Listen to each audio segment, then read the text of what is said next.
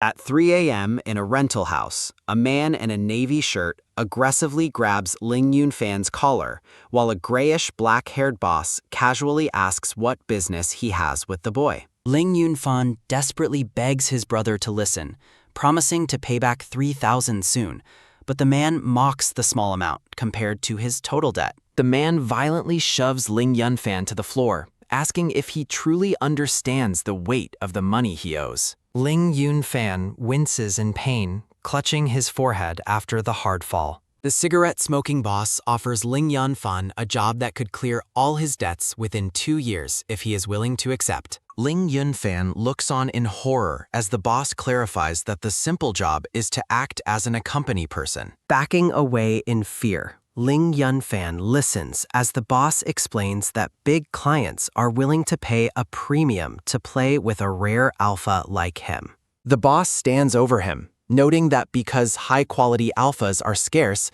clients will pay even more for the privilege of taming one. Touching Ling Yunfan's chin, the boss admits he knew the boy's handsome face would be highly profitable from the moment they met. Refusing the degrading offer, Ling Yunfan grabs a heavy white ashtray and smashes it against the boss's head with a sharp clink sounding. Desperate to escape, Ling Yunfan plants his white sneaker on a ledge to vault out of the house. Glass shatters as Ling Yunfan leaps through the window, lamenting how his terrible luck has finally reached a breaking point. Men shout for his capture as Ling Yunfan lands on the street and begins a frantic sprint through the dark neighborhood. Hiding in a quiet corner, Ling Yunfan catches his breath and clutches his chest, heart racing from the narrow escape. He continues running down a deserted alley, desperately trying to put distance between himself and his pursuers. A sudden loud beep-beep from a car startles Ling Yunfan as he enters the main road.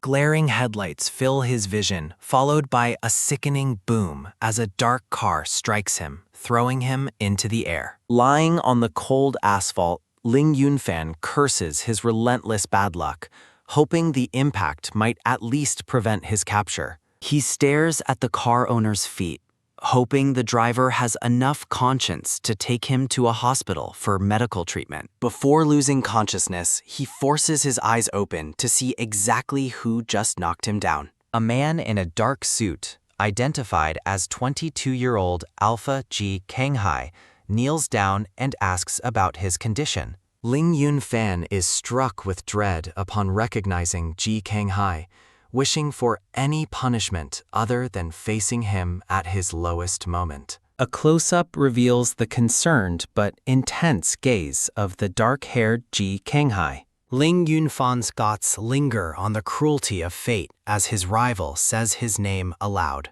A flashback to 6 years ago describes 14-year-old Ling Yunfan as a handsome and popular alpha at his school. Students admire Ling Yunfan as he walks through the halls, his friendly demeanor making him the school's idol. The only shadow on his perfect life was Ji Kanghai, a fellow student in the same grade who rivaled his popularity. Despite their similar status, Ling Yunfan and Ji Kanghai were fundamentally different people who shared a silent rivalry. Ling Yunfan showcased his athletic prowess on the basketball court, fueled by the competitive spirit of being a school star. Though they were both admired, the narration emphasizes that the two alphas inhabited entirely different worlds.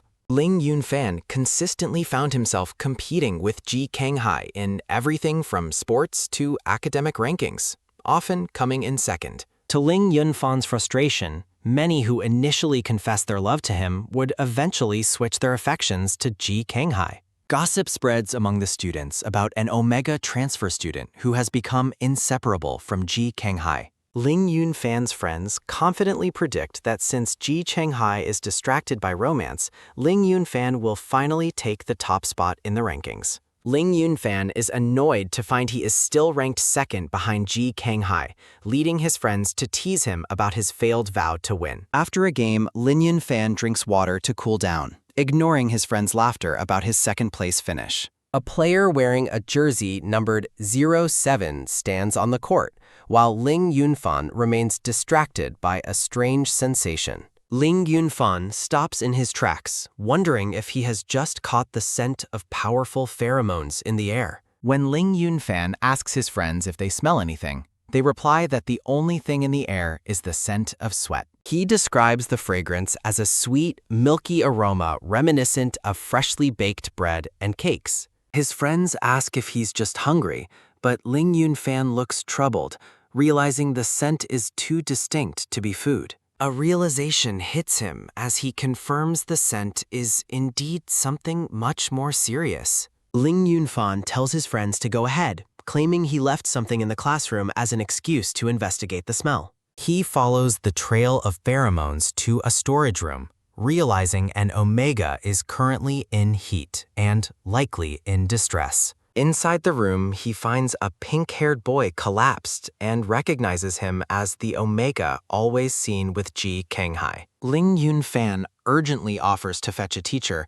but the weak omega reaches out and grabs his sleeve. The omega insists he will be fine after taking his medicine before losing his strength and falling against Ling Yunfan. Ling Yunfan is suddenly spun around as an angry Ji Kanghai appears and demands to know what is happening. Ji Kanghai looks at Ling Yunfan with fury, accusingly asking if he has marked the vulnerable omega. He roughly pulls at the omega's collar to check the back of his neck, demanding to know if Ling Yunfan bit him. Ling Yunfan remains silent, his expression unreadable as he processes the intensity of the situation. Ji Kanghai roughly grabs the boy's shirt and demands an answer, prompting a narration about the inevitable clash between alphas. Pushing his rival back, Ling Yunfan denies touching the omega and dares Ji Kanghai to ask the boy himself. Ji Kanghai is momentarily stunned as a soft sigh sounding signifies a release of his built-up tension. Rejecting the hostility, Ling Yunfan asserts he isn't the type to attack people simply for disliking him. Ji Kanghai watches in silence as the grayish white-haired boy turns and walks out of the room. Fueled by a new resolve, Ling Yunfan vows to excel in his studies to avoid being overshadowed by his rival. The silent tension between the two alphas eventually boils over into an open and fierce competition. A heavy atmosphere of rivalry follows them everywhere, visible even across the quiet school grounds. Tensions peak at the school sports meeting as the competitors gather on the track to prepare for their events. Ling Yunfan stretches on the track while Ji Kanghai walks past, their mutual animosity palpable to everyone nearby. The two alphas lock eyes in a fierce glare, neither willing to back down before the race begins. Noticing his rival's intense gaze, Ling Yunfan wonders if the other boy is trying to gather intel on his condition. A friend offers encouragement to Ling Yunfan, who confidently declares his absolute determination to take the first-place spot. Ji Kanghai mocks the boastful claim before a teacher interrupts, ordering all the students back to their assigned starting positions. A starter pistol fires with a sharp pop, sounding as Ling Yunfan strategizes how to maintain his lead over his rival. After a teammate's fumble, Ling Yunfan pushes forward, convinced he can still recover the lost time. He sprints down the track, his sneakers pounding against the red surface with intense focus. Driven by his competitive spirit, Ling Yunfan pushes his body to the limit to ensure Ji Kanghai's defeat. Disaster strikes as Ling Yunfan's foot slips, sending him crashing onto the hard track with a pained curse.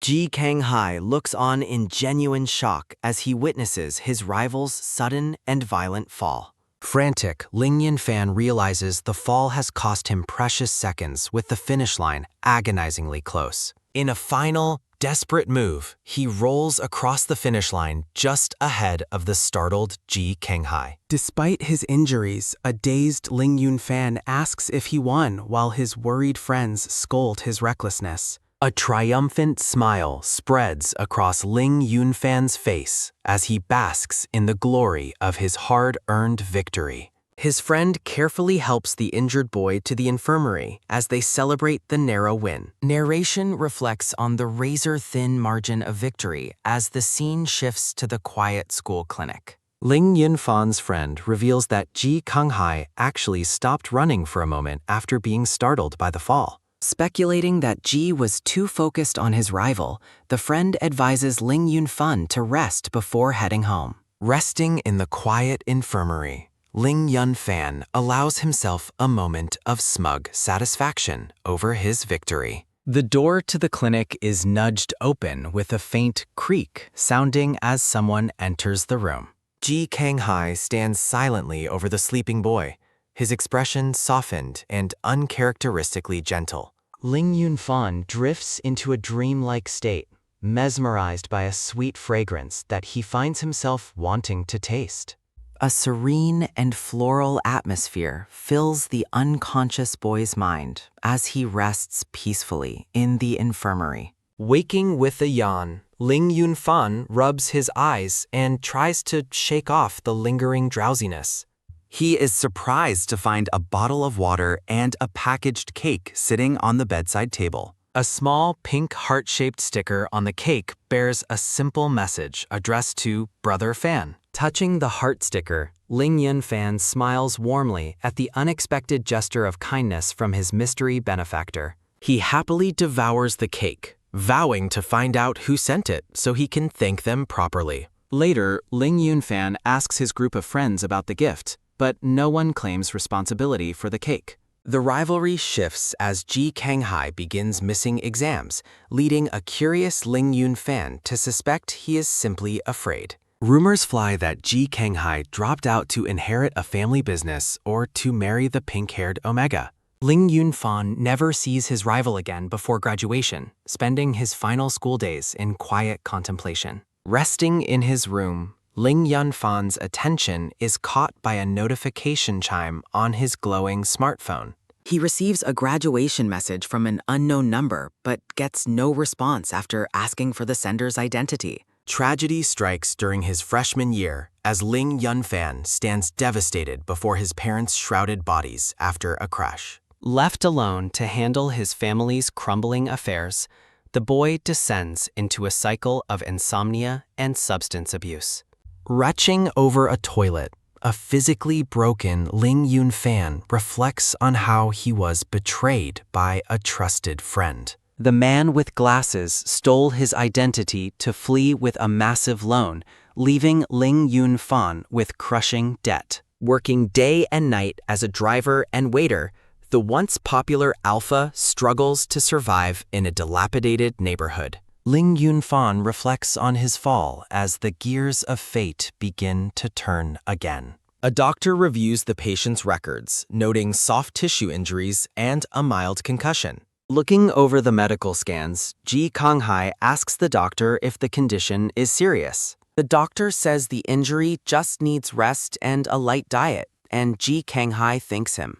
In the quiet hospital room, Ji Konghai watches as the injured Ling Yunfan sits up in bed. Dazed and confused, Ling Yunfan asks where he is and who the man standing there is. Looking completely lost, the grayish white-haired boy asks for his own identity. A small interlude shows a bandaged hand near a blooming flower. When Ling Yunfan asks about the water, Ji Konghai explains it is for when he is thirsty. Ling Yunfan points to a line on the bottle and asks the man to read it. After reading the ingredients list and shelf life, Ji Konghai tells the boy to open the bottle. Ling Yunfan focuses intently on the beverage as he tries to open the cap. The doctor promises to update Ji Konghai on the patient's brain CT results later. A heavy silence fills the room as Ji Konghai stands over the quiet, injured boy. Ling Yunfan peeks up cautiously at his rival,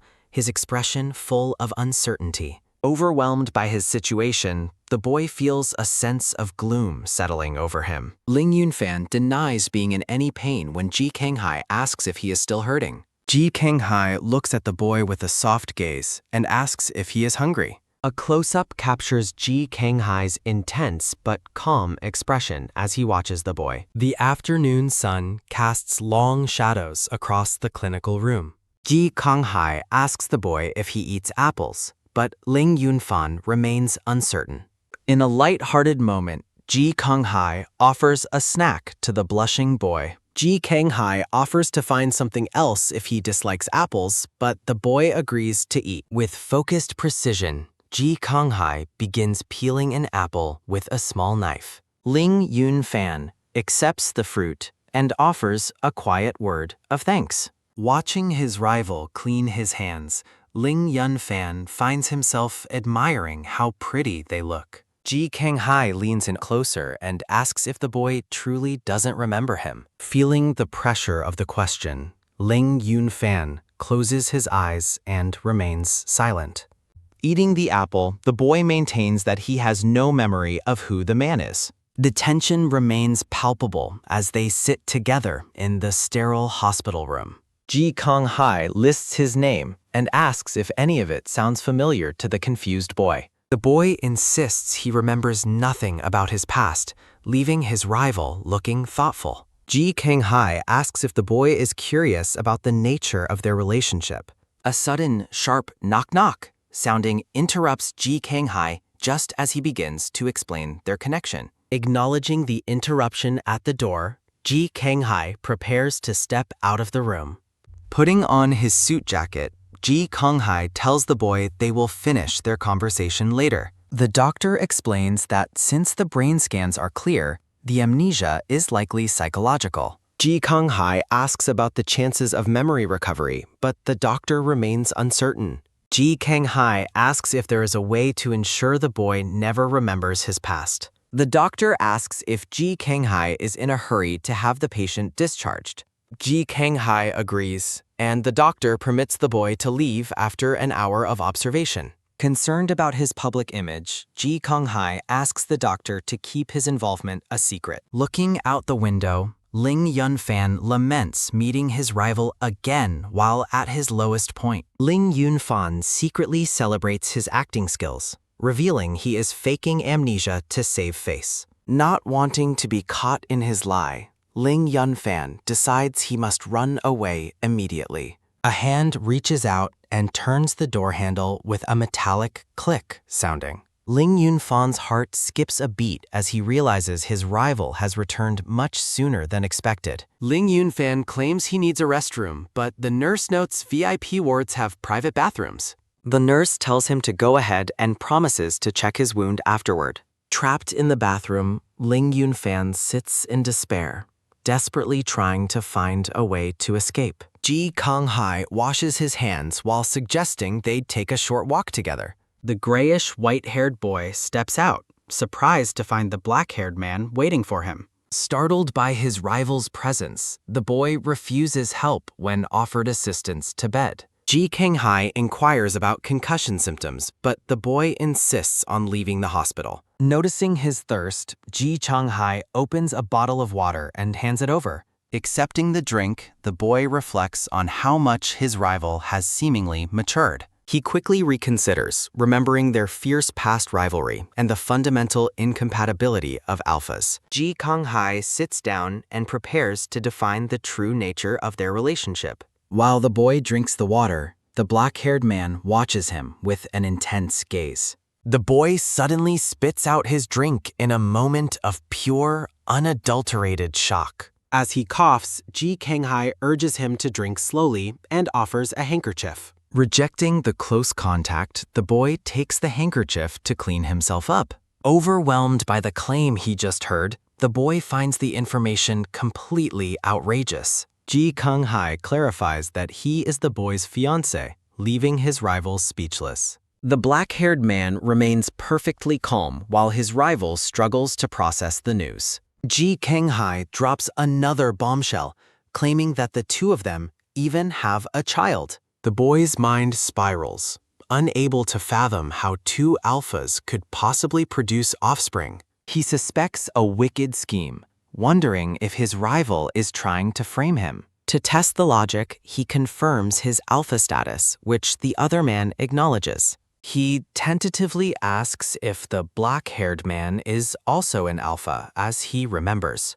Ji Kanghai confirms his alpha status with a serene and unwavering expression. The boy stares at him in a daze, unable to reconcile these conflicting facts. With a feigned look of sadness, The man laments their forgotten love and history. He offers to explain everything about their past to the confused and skeptical boy. Ji Kanghai stands up and tells the boy to wait while he handles discharge. After the door closes with a metallic click sounding, the boy clutches his head in absolute disbelief. He worries about his mounting debts and the trouble he left behind at work. Realizing his phone is missing, he decides he must escape this bizarre situation immediately. He concludes that no such boyfriend would ever simply fall from the sky for him. Determined to avoid his rival forever, the boy limps away toward the exit. Lost in the large building, he searches for stairs until an elder offers advice.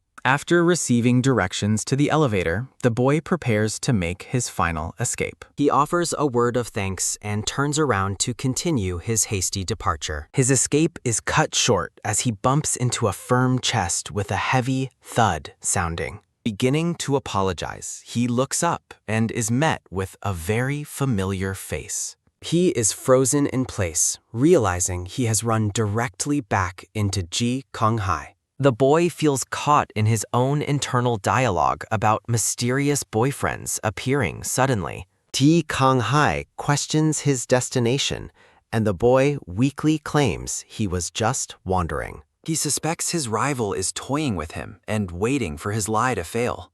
Ji Kanghai declares they will be living together now that their engagement is settled. The man looks at him with concern and asks if his leg is still hurting. Suddenly, the black-haired man sweeps the boy up and refuses to let him go. Trapped in his rival's arms, the boy finds the entire situation incredibly awkward. He demands to be put down, but his rival remains entirely unmoved by his protests. Ji Kanghai simply refuses to comply, maintaining his grip on the startled boy. Citing the boy's injuries, Ji Kanghai carries him toward the hospital exit despite his objections. They reach a luxury car, and the boy notes it is different from the accident vehicle. Intimidated by the expensive car, the boy hesitates as Ji Kanghai tells him to enter. He wonders how long he can maintain his fake amnesia to preserve his dignity. Realizing the inevitable truth, he attempts to speak but remains paralyzed by his own situation. Ji Kanghai claims they have been in a long-distance relationship for half a year. Looking completely baffled, the grayish white-haired boy is surrounded by question marks and floating sheep. The black-haired man leans into the car to help the injured boy settle into the passenger seat. Staring out the window, the boy laments how his attempt to summon courage has completely fallen apart. Ji Kanghai identifies him as Ling Yunfan and asserts they have been together for 3 years. He explains he had to go abroad for business 6 months ago, leading to their long-distance arrangement. Pulling his rival close, the man tells the blushing boy how much he missed him during their time apart. Ji Kanghai mentions a late-night call a month ago where the boy claimed something had happened. A hand fastens a seatbelt with a metallic click sounding as the man notes they lost contact after that call. He explains how he rushed back to find him, only for the boy to suddenly emerge from an alley. Maintaining a calm expression, Ji Kanghai continues driving while recounting his side of the story. The boy is stunned by the elaborate lies, wondering how his rival can maintain such a straight face. Lowering his gaze, the boy quietly admits he remembers nothing, but the man says it does not matter. Ji Kanghai offers a soft smile, expressing his relief that he was finally able to find him. The boy asks about the company's affairs, but the man assures him that all work has been handed over. Ji Kanghai tells the boy to rest on the way home, leaving his rival curious about their supposed shared life. After arriving at the building, the boy limps toward the entrance while insisting he is not in any pain. Ji Kanghai asks to at least hold his hand if the boy is unwilling to share a hug. Thinking that holding hands, An elevator arrives with a sharp ding sounding as the two men walk together through the sterile hallway. Upon entering the high-end apartment, the boy notes the space feels cold and incredibly lonely. Ji Kang-hai explains his frequent absences and claims the boy took all his belongings before disappearing. Handing over a cup of water, the man asks if the boy is still suffering from any dizziness. The boy reflects that the sudden appearance of a boyfriend from nowhere is the true cause of his mental spinning. Ji Kang-hai leans in close to get a better look at the boy's forehead injury. He notes the swelling and decides to apply some medicine to treat the wound. The black-haired man warns that the treatment sitting on the edge of the bed. The boy tries to remain stoic and insists that he is fine. The boy flinches in sharp pain as the medicine is applied to his forehead. In a cute interlude, the boy flinches away while the man gently continues his care. The boy tells his rival not to tear his clothes off, while privately noting the high cost of the man's suit. Ji Kang-hai explains that the treatment will take half a month for all the scabs to disappear. Feeling overwhelmed, the boy despairs at the thought of being trapped in this situation for 2 weeks. Watching his rival, the boy finds himself noticing that the man seems to smile much more often now. Ji Kang-hai announces that the takeaway food has arrived and tells the boy to wait a moment. The boy is stunned by the lavish spread of expensive dishes laid out before him on the table. Ji Kang-hai encourages him to eat freely, while the boy feels his resolve crumbling under the man's kindness. Eating a bowl of noodles, the boy begins to wonder if his rival truly is his boyfriend. The boy starts crying over the delicious food, prompting a worried question from his rival. In a moment of hyperbole, the boy compares the incredible taste of the noodles to legendary historical events. A sudden, sharp ring, ring sounding interrupts them as a phone on the table begins to vibrate. Ji Kang-hai picks up the device and tells the boy that he needs to step away to answer the call. The man speaks on the phone with a calm expression, while the boy continues his meal in the background. Delighted by the food, the boy eats happily while the man watches him from across the room. Ji Kang-hai tells him to eat slowly and promises to return later to clean up the table. The boy is surprised by the man's sudden haste and asks if his work is really that urgent. Ji Kang-hai offers a final smile before departing, leaving the boy alone in the quiet apartment. Suddenly, the food loses its appeal as the boy realizes the reality of his isolation. He carries his bowl toward the kitchen, his expression turning thoughtful and weary. Finding the refrigerator empty, the boy realizes this moment of solitude is his best chance to escape. The grayish white-haired boy wonders how his rival became so mature over the years. In a chibi moment, the boy decides that running away is his only option. He reflects on the awkwardness of receiving free medical care and food from him. Deciding not to be rude, the boy resolves to leave an explanatory note behind. Searching the sleek apartment, he looks for a pen and paper to write his message. He discovers a framed photo of Ji Kang-hai proudly holding a high school sports medal. He examines the photo, noting how much younger his rival appeared in grade 11. Staring at the picture, he wonders if the man's kindness is genuine or feigned. He identifies a boy named Rong Zan standing in the background of the old photo. The boy questions why Ji Kang-hai would lie about an engagement despite having a lover. Sudden realization strikes as he spots his own disgruntled face in the background scenery. The full photo reveals the boy looking childishly grumpy while standing near his athletic rival. He hopes Ji Kang-hai never noticed his embarrassing presence in the corner of that photo. Shaking off the distraction, he remembers that his primary goal is still making an escape. The boy struggles with the door while a comedic inner lecture about workplace roles appears. He curses his inability to open the door as he glares at the unmoving lock. A series of quick beeps sounds as the door unlocks, causing the startled boy to trip.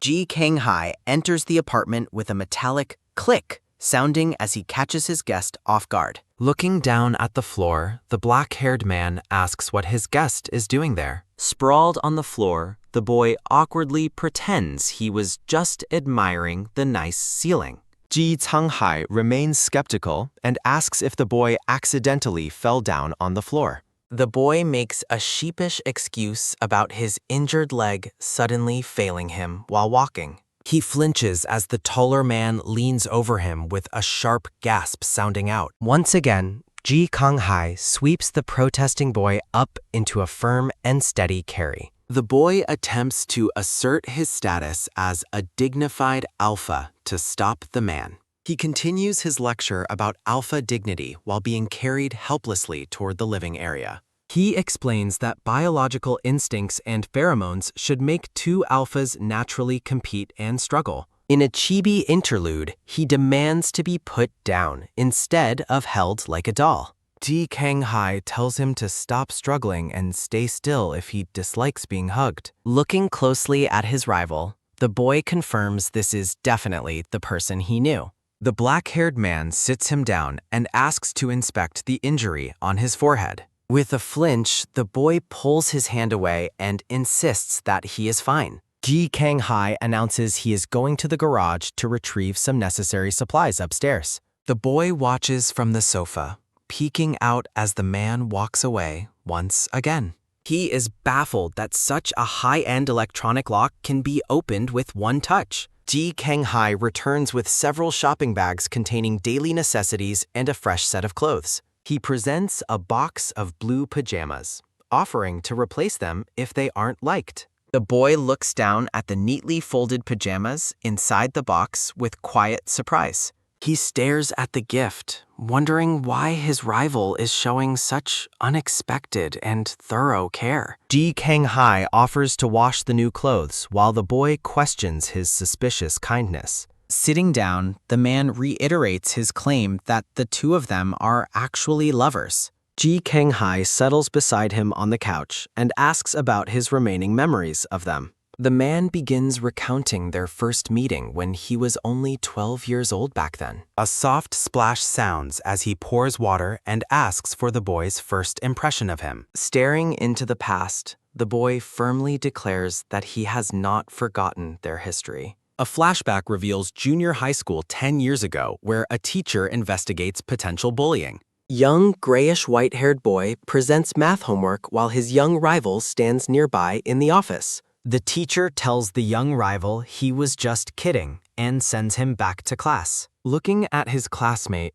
young Ling Yunfan wonders if the black-haired boy is the one being bullied. Teacher Lee confirms that Ji Changhai is bullied daily but is too afraid to speak out. The teacher laments the boy's uncaring family before sending Ling Yunfan back to his classroom. Under a bright crescent moon, Ling Yunfan notices something unusual while walking home with his basketball. He spots Ji Changhai sitting alone on a bench at night, clutching a small rabbit plushie. From that day on, Ling Yunfan often observes Ji Changhai sitting lost in thought or reading. A sudden, heavy, thunderous rumbling sounding ruins his summer vacation plans as heavy rain begins to fall. Running for cover, Ling Yunfan is shocked to see Ji Changhai still standing out in the open. He asks why the boy isn't heading home, only to hear him admit he cannot return. Ling Yunfan kindly offers the boy shelter at his own home until the weather clears up. He takes Ji Changhai by the hand and firmly leads him away from the pouring rain. At the apartment, Ling Yunfan's mother asks about the identity of the shivering guest her son brought.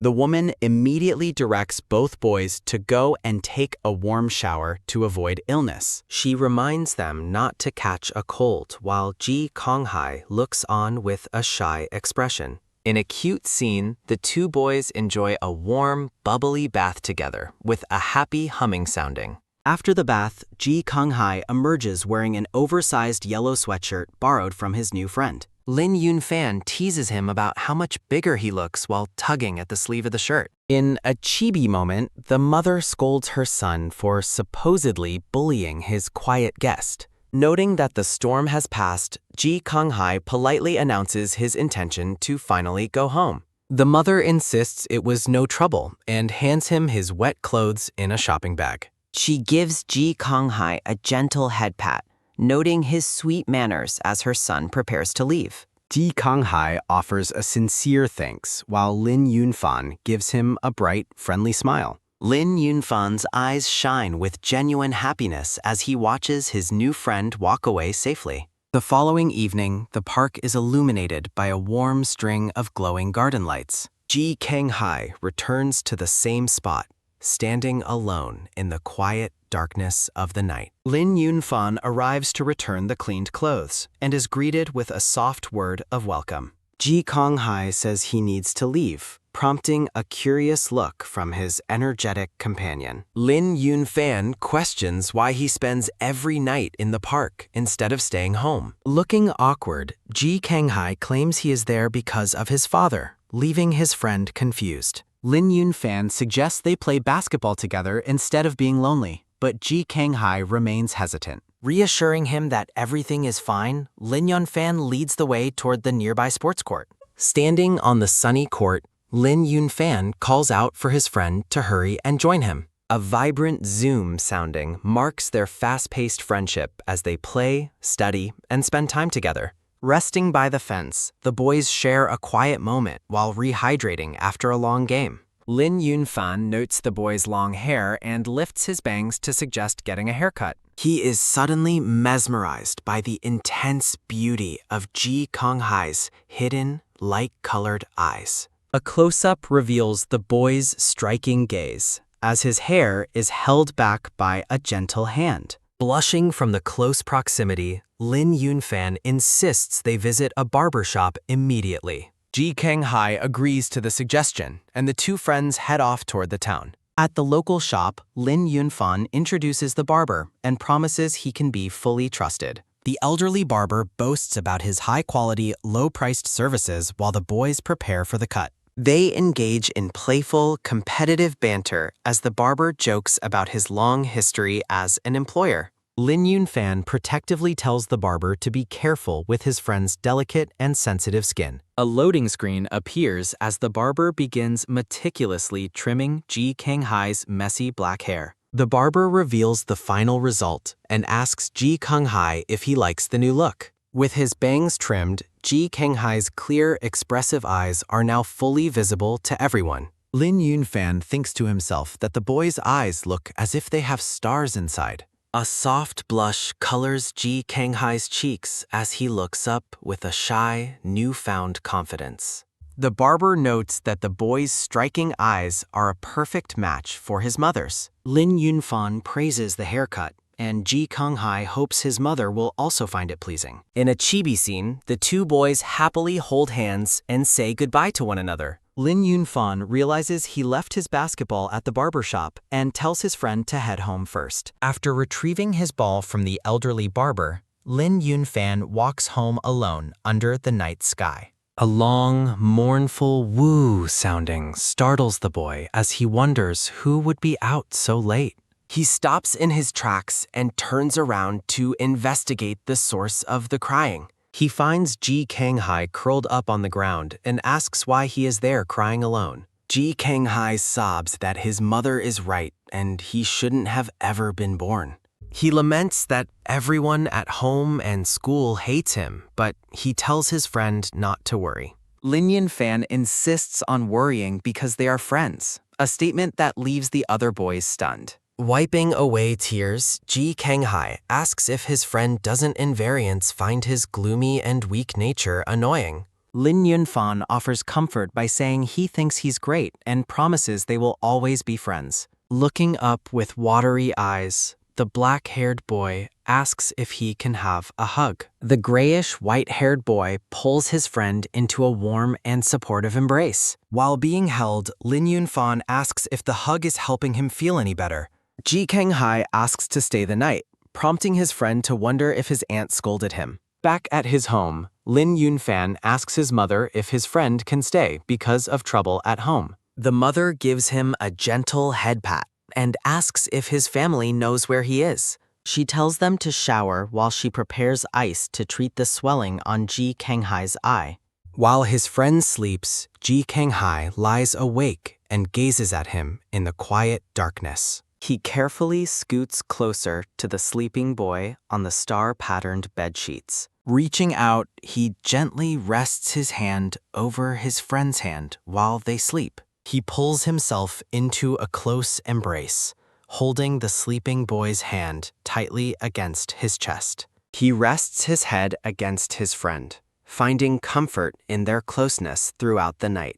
Narration explains that Ji Kanghai became obsessed with asking if his friend liked him after that night.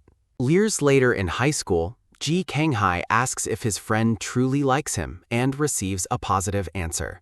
In the school hallway, Ling Yunfan is shocked when his friend walks past and ignores his greeting. Standing alone, the grayish white-haired boy worries that he might have done something wrong to cause this. Finding him outside with a bucket, Ling Yunfan grabs his arm to stop him from walking away. Ji Kanghai shushes him, explaining that they shouldn't be seen speaking to one another at school. He explains that if they are seen together, the bullies will start targeting Ling Yunfan as well. Ji Kanghai admits people laugh at him, but says he cannot let that happen to his friend. Ling Yunfan firmly declares that he is not afraid of what the other students might do. He leans closer, looking very sad about being ignored despite his friend's protective intentions. In a comical chibi moment, Ling Yunfan sings a dramatic song until his friend tells him to stop. He demands a promise that he won't be ignored anymore while his friend tries to make excuses. They walk away together as Ling Yunfan decides they will play basketball after school. Ji Kanghai thinks about the cruelty of bullies and fears that their closeness will lead to shared pain. Returning home, the young boy calls out for his mother as he steps into the dim room. His mother, disheveled and surrounded by wine bottles, angrily asks who allowed him to enter. She pushes him away and tells him to go to bed as she struggles to remain upright. The boy watches with a look of horror and concern as his mother suddenly collapses. He covers her with a blanket as she weeps on the floor, a soft whimpering sounding from her. Standing in the shower, Ji Kanghai lets the water fall over him while lost in heavy thoughts. He continues to agonize over the possibility of Ling Yunfan being bullied because of their friendship. With a determined look in his eye, he resolves that he must protect his friend at all costs. Students warn Ling Yunfan not to go to the 4th floor because troublemakers are blocking the restroom. Realizing Ji Kanghai is the one being cornered, Ling Yunfan stands up with a look of intense worry. At the restroom, a student tells him to leave, claiming they are busy fixing something inside. Ling Yunfan glares at the boy and commands him to move aside immediately. With an angry expression, he prepares to force his way into the room to save his friend. Ling Yunfan bursts into the restroom, demanding to know what is happening to his friend. One student tells him to mind his own business,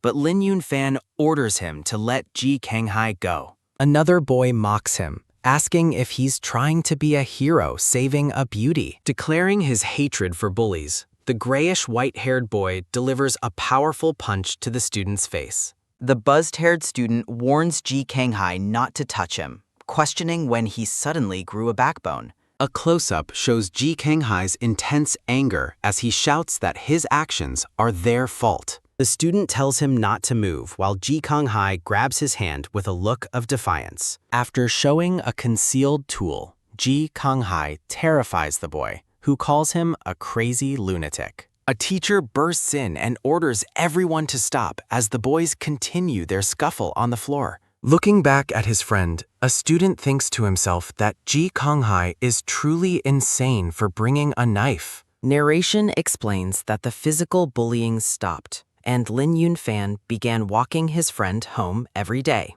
No longer hiding his face, Ji Kanghai gains confidence and stops covering his eyes with his hair.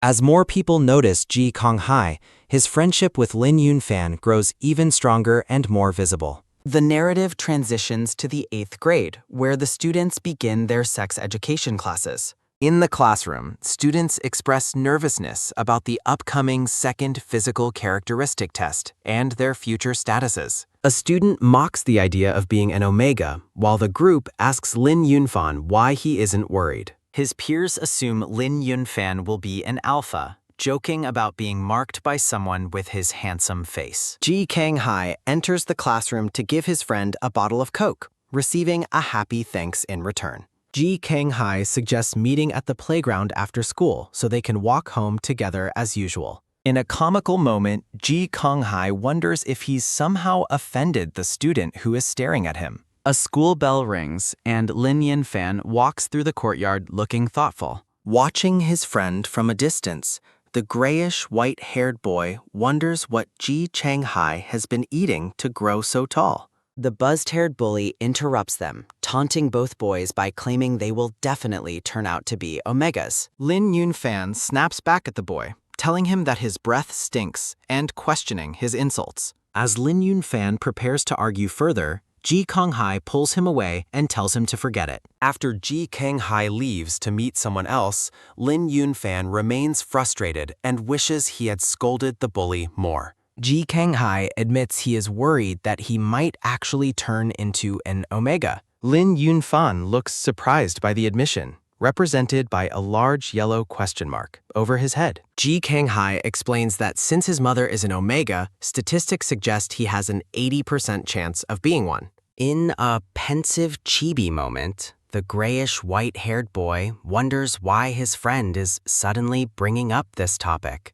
Back in the classroom, students continue to discuss their anxiety regarding the results of the upcoming gender test. A student claims that omegas will be bullied and forced to wear collars, comparing them to family dogs. Looking out at the school, Ling Yunfan thinks to himself that omegas will undoubtedly face a difficult future. Ling Yunfan promises that even if his friend becomes an omega, he will always protect him. Ji Kanghai asks if that protection is forever, and his friend confirms their bond with a bright smile. Ji Kanghai pauses and asks if Ling Yunfan would mark him if they end up as alpha and omega. He suggests a temporary mark would be enough to help him avoid the pain of future heat periods. The black-haired boy leans closer, asking what will happen if they really do fit those specific gender roles. Thinking to himself, Ling Yunfan agrees to the idea, making his friend look up in shock. Ji Kanghai's eyes shine with joy as he asks for confirmation that his friend is being serious.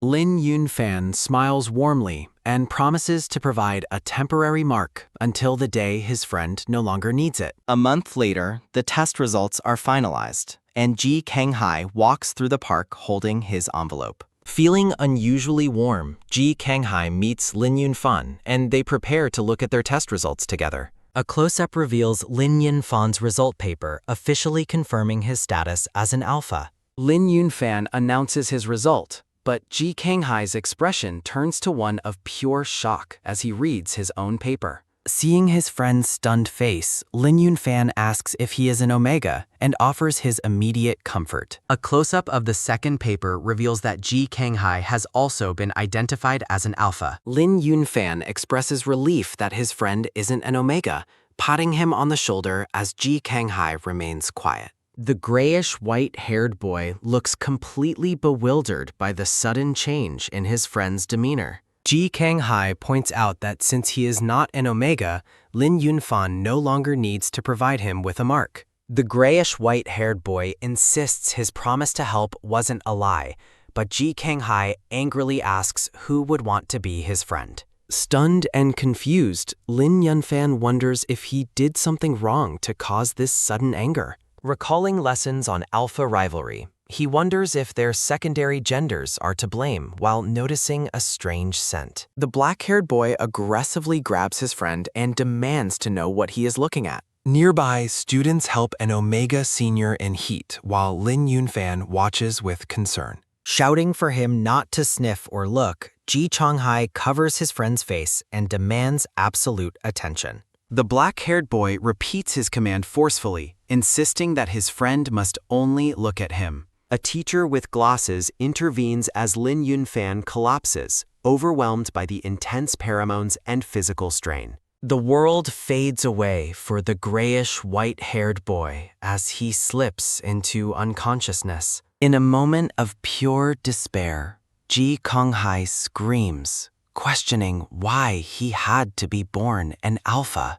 The scene transitions to the First People's Hospital as time passes. Ling Yunfan wakes up in a hospital bed and hears his mother's gentle voice asking how he feels. His mother explains that an omega's heat disrupted his pheromones, though he notes he felt restless even before smelling anything. When asked about Ji Kang-hai, she says the black-haired boy likely lost control as an alpha, and she is unsure of his whereabouts. While classmates and teachers visit the hospital, Ling Yunfan notices his closest friend is nowhere to be found. The grayish-white-haired boy reflects on his hope that an explanation would have allowed them to remain friends. 1 year later, he spots a familiar figure in a high school hallway, marking their first reunion. Years later, the men sit together.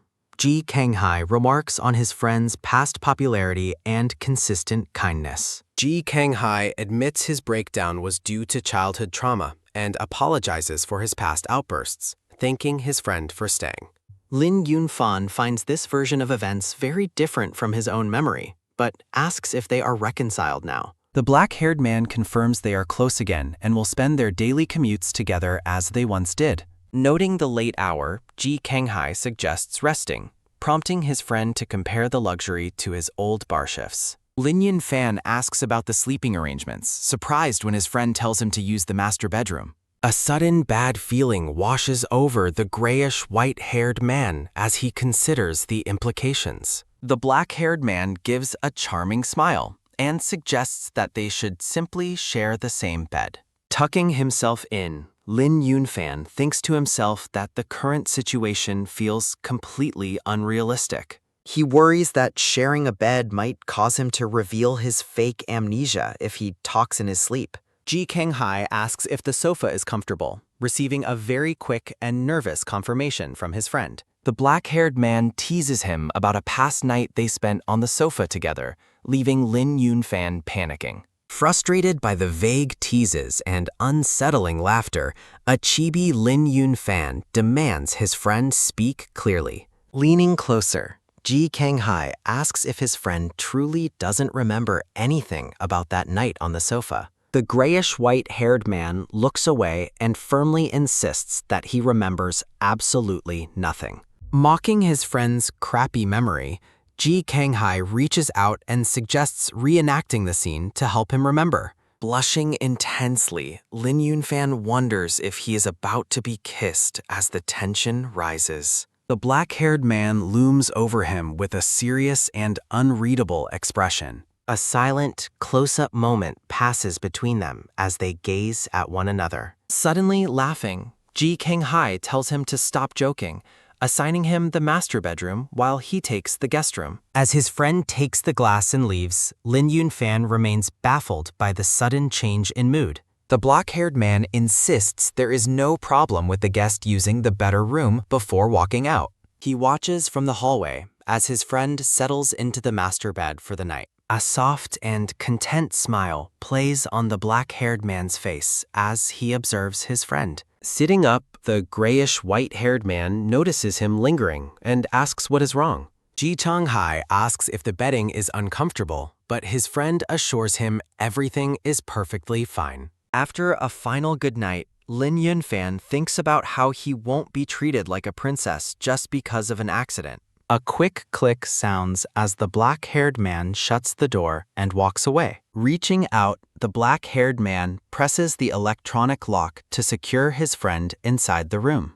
Birds chirp in the morning sun as a new day begins outside the apartment. Waking up in the plush bed, Ling Yunfan notes how unfamiliar and clean his surroundings are. He gives a long, lazy stretch in his blue pajamas as he prepares to face the day. Looking toward the door, the grayish-white-haired man announces that he is finally awake. In a playful moment, Ji Kang-hai asks to enter the room, and Ling Yunfan happily invites him inside before the black-haired man formally steps through the door carrying a book. Drawing the curtains back to let in the bright morning sun, the black-haired man asks his friend if he managed to sleep well. After the grayish white-haired man confirms he slept perfectly, Ji Kanghai mentions that breakfast is ready, but he must leave for work, much to his friend's surprise. Explaining that he doesn't want his friend to be bored, the black-haired man presents a preschool literacy book,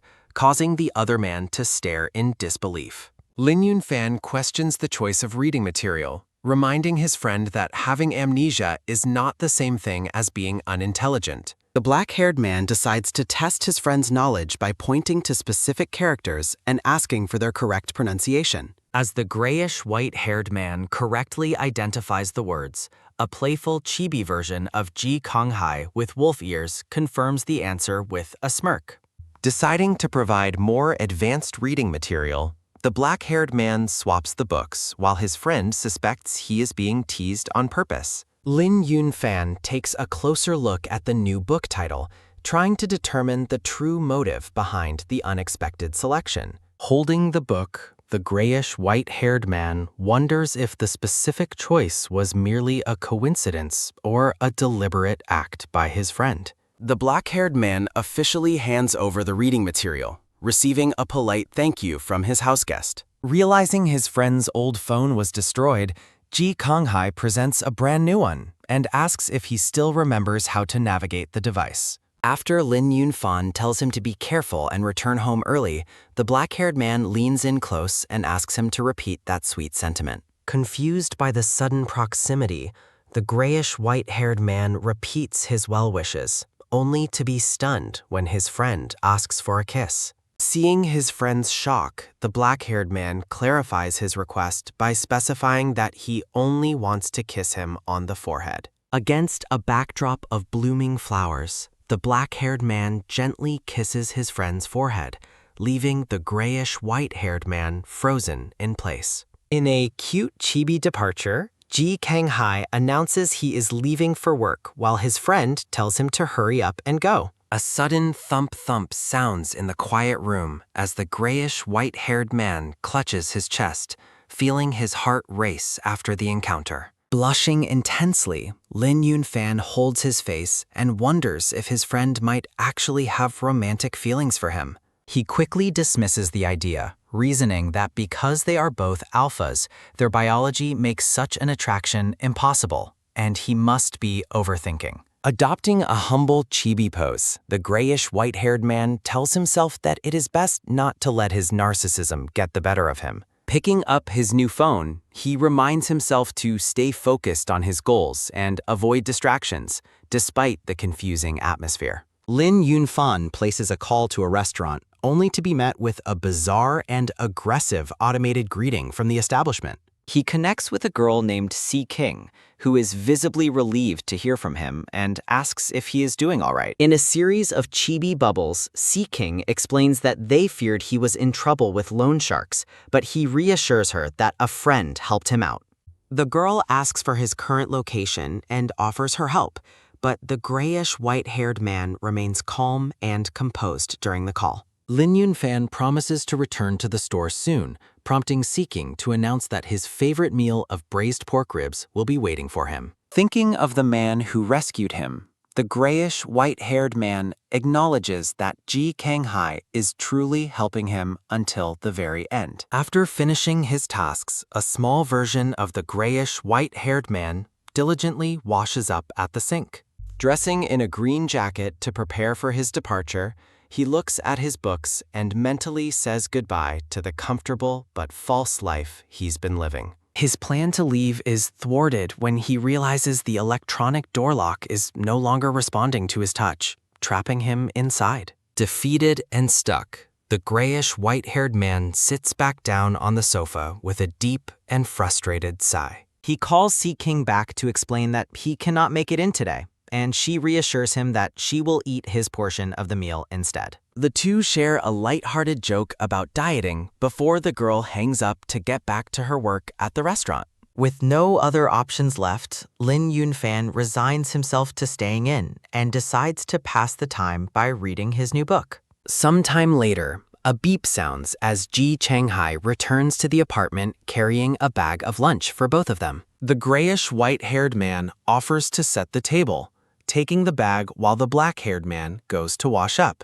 As he unpacks the food, he notices the familiar scent of braised pork ribs and feels an unsettling sense of belonging in the apartment. Startled by a sudden noise, he nearly drops his phone as Ji Kanghai appears behind him and asks what is wrong. The black-haired man catches him from behind, steadying his friend in a close and protective embrace. When asked how he knew about the specific favorite food, the black-haired man matter-of-factly states that, as his boyfriend, it's only natural for him to know. Looking troubled, Ling Yunfan thinks to himself that he actually dislikes that specific dish and his supposed preference is just a misunderstanding. He recalls his days working at a restaurant, where he would save the leftovers of that expensive dish just to have something to eat while paying off debts. In the memory, his coworkers assumed his habit of eating the leftovers meant it was his favorite meal, a lie he maintained to avoid wasting food.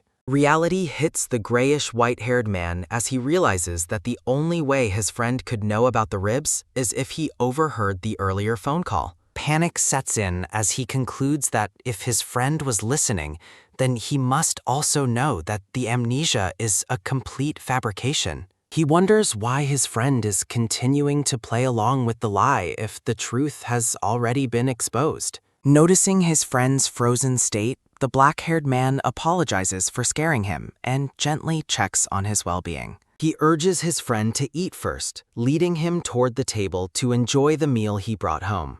Handing him a bowl of rice, the black-haired man promises to help him with his medical care once they have finished their lunch. Ling Yunfan asks how to open the entrance door while holding his bowl of rice. The black-haired man asks which door he means, and his friend clarifies it is the entrance. He explains he couldn't open it earlier, so Ji Kanghai agrees to help after lunch. In a cute chibi moment, the two men wash the dishes together at the sink. Ji Kanghai demonstrates the lock, but Ling Yunfan finds the door's design very confusing. Attempting to open it himself, the grayish white-haired man is frustrated by his failure. The black-haired man watches as his friend looks completely baffled by the smart lock. Ji Kanghai claims he needs a manual because he hasn't been home in a while. The black-haired man says he'll find it later and prepares a first aid kit. Ling Yunfan worries about his debts while his friend approaches to treat his injury. Ji Kanghai gently applies medicine to his friend's knee, telling him to speak up if it hurts. The black-haired man asks for some cuteness, but Ling Yunfan points out his own large size. A smiling chibi Ji Kanghai listens while his friend calls his hobbies strange. Before leaving for work, the black-haired man tells his friend to take a nap. Ling Yunfan wonders why his friend is lingering at the door instead of leaving. Watching from the cracked door, he sees that the black-haired man has finally departed. Relieved, the grayish white-haired man prepares to challenge the entrance door lock once again. A pink-haired man named Rong Zhan arrives, identified as an assistant for Zarfeng Group. A quick double knock sounds as the pink-haired man waits outside the office door. Rong Zhan delivers the afternoon files and schedules a pickup time for later that day. The assistant mentions someone's upcoming return, which the black-haired man acknowledges with focus. Ji Kanghai looks determined as he plans to make a favorite meal later that evening. Watching surveillance on his laptop, Ji Kanghai realizes his friend hasn't actually lost his memory. Unaware he is being watched, Ling Yunfan stares at the door, plotting his secret exit. He finds a way to reset the password online and prepares to bypass the security. The grayish white-haired man remembers seeing a screwdriver in the study and goes to fetch it. He hesitates, wondering if locking his host out of his own home is too mean. A chime rings as the door opens, leaving Ling Yunfan stunned to see Ji Kanghai. The two men stand at the entrance in a moment of silent, tense confrontation. Ling Yunfan asks why he's back while hiding the screwdriver behind his back. He lies about finding lock instructions, and his friend praises his cleverness with a smile. Ji Kanghai asks for a demonstration, so Ling Yunfan points to a specific screw on the lock. The black-haired man offers to handle the unscrewing himself with a very calm expression. He suggests using the date they first met as the new door password. Pretending he doesn't know, the grayish, white-haired man shakes his head in fake confusion. Ji Kang-hai claims they met on July 11th after Ling Yunfan was caught in the rain. Ling Yunfan remembers that they actually met weeks earlier on June 21st in an office. The black-haired man tells his friend to go ahead and try the lock. After a beep sounds, Ji Kang-hai suggests a noodle dinner and tells his friend to rest. As Ji Kang-hai goes to work, Ling Yunfan wonders if he's misjudged his friend's intentions. The black-haired man checks a message from his assistant before making a serious phone call. On the phone, Ji Kang-hai identifies himself and tells the recipient he needs a favor. He tells Ling Yunfan he must leave again, prompting a joke about his wage-slave heart. The black-haired man tells his houseguest to wait for him at home before he leaves. Half an hour later, the door swings open as Ling Yunfan finally makes his escape. Walking through the dark city, the grayish, white-haired man struggles to find a taxi. A look of pure shock and fear suddenly crosses his face as he stops walking. He recognizes a debt collector from his past and realizes his luck has run out. The men grab him, and a muffled sounds as they cover his mouth. Despair hits as the collectors drag him away into the shadows of the city alley. The older man demands the grayish white-haired man wake up and mocks his situation. Attempting to escape, Ling Yunfan is kicked and lets out a pained cry. The collector threatens the man, making it clear he won't be running away. He orders his men to silence his captive as they wait for a car. Rather than be taken, the grayish, white-haired man decides to fight back. Holding a large rock, he declares that he will not be taken away easily. Ji Kang-hai arrives at the alley, demanding to know what is happening. The collector explains the debt and tells the black-haired man to stay out of it. After learning the debt is 360,000 yuan, Ji Kang-hai offers to pay it off. A quick beep sounds as the transaction completes and the two men leave together. Holding his friend close, the black-haired man asks if he is all right. He notices the injury and asks if the grayish white-haired man's foot is hurt. In a chibi moment, Ji Kang-hai offers to carry him and gives him options. Carried on his friend's back, Ling Yunfan asks why he isn't asking any questions. Ling Yunfan worries about his lies and promises to repay the debt over time. The humble chibi man insists that he must repay the money one way or another. At the apartment, a doctor finishes bandaging the grayish white-haired man's foot. The doctor advises rest and a light diet for the injury to heal properly. Ji Kang-hai thanks the doctor while reflecting on his friend's recent honest behavior. Once alone, Ling Yunfan suggests reporting the violent debt collectors to the police. A soft thud sounds as Ji Kang-hai pauses, looking at his friend with concern. He explains that reporting the incident might damage the reputation of his group. The black-haired man admits he is worried about his friend's safety and potential harassment. In a chibi sequence, Ji Kang-hai reassures him while his friend worries about the cost. Ji Kang-hai tells his friend to sleep and focus on healing his injury quickly. Staring in surprise, Ling Yunfan asks why his friend is treating him so well. A sad chibi Ji Kang-hai listens as his friend apologizes for his blunt question. Kneeling beside the bed, Ji Kang-hai says he clearly needs to do even better. He takes Ling Yunfan's hand and calls him by his full name. Blushing intensely, the grayish white-haired man looks back at his friend with wide eyes. Ji Kang-hai gazes at him and confesses his feelings for Ling Yunfan.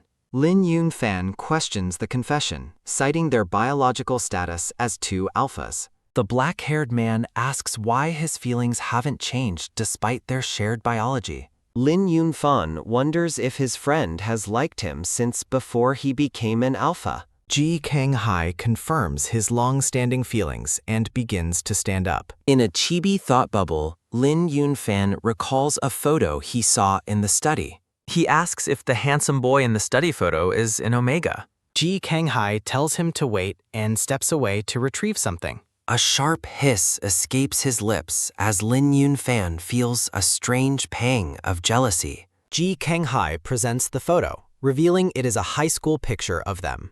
He tells his friend to sleep and promises to explain everything in time. Standing by the door, Ji Kanghai brings up the earlier comment about desire. He warns that practice is more important than theory and tells him not to stimulate him. Blushing, the grayish white-haired man wonders what kind of practice his friend meant. Lin Yunfan wonders about the confession's timing and the truth of his amnesia. The scene shifts to the balcony where Ji Kanghai stands alone in the night. On the phone, he expresses satisfaction with the night's events to an accomplice. He looks at his phone's call log before wearing a dark, unsettling smile. Lying in bed, Lin Yunfan clutches his stomach as it begins to hurt intensely. Ji Kanghai enters the room and asks if the pain is in his foot. Lin Yunfan explains his stomachache is minor and asks his friend for a cup of warm water. With a soft grunt, the black-haired man helps the grayish-white-haired man sit up more comfortably in bed. Ji Kanghai gently holds the glass as he tells his friend to drink the water slowly. A soft thud sounds as the black-haired man carefully lowers his friend's head back onto the pillow. Ji Kanghai brings a warm compress and explains it should help relieve the pain, earning a soft thanks. Gently patting his friend's head, the black-haired man tells him there is no need to be so polite. The pink-haired assistant, Rong Zhan, stands in the doorway while carrying several bags of supplies. Rong Zhan delivers the requested medicine and porridge, and Ji Kanghai explains he won't be coming to work. The assistant offers to call a hospital if the stomachache is severe, but the black-haired man declines. A loud bang sounds as the door closes, leaving the pink-haired man alone and deep in thought. Back in the bedroom, Ji Kanghai urges his friend to wake up and take medicine before sleeping. With a very calm expression, the black-haired man claims he is providing fever-inducing medicine. Lin Yunfan is visibly startled and confused by the strange description of the medicine he was offered.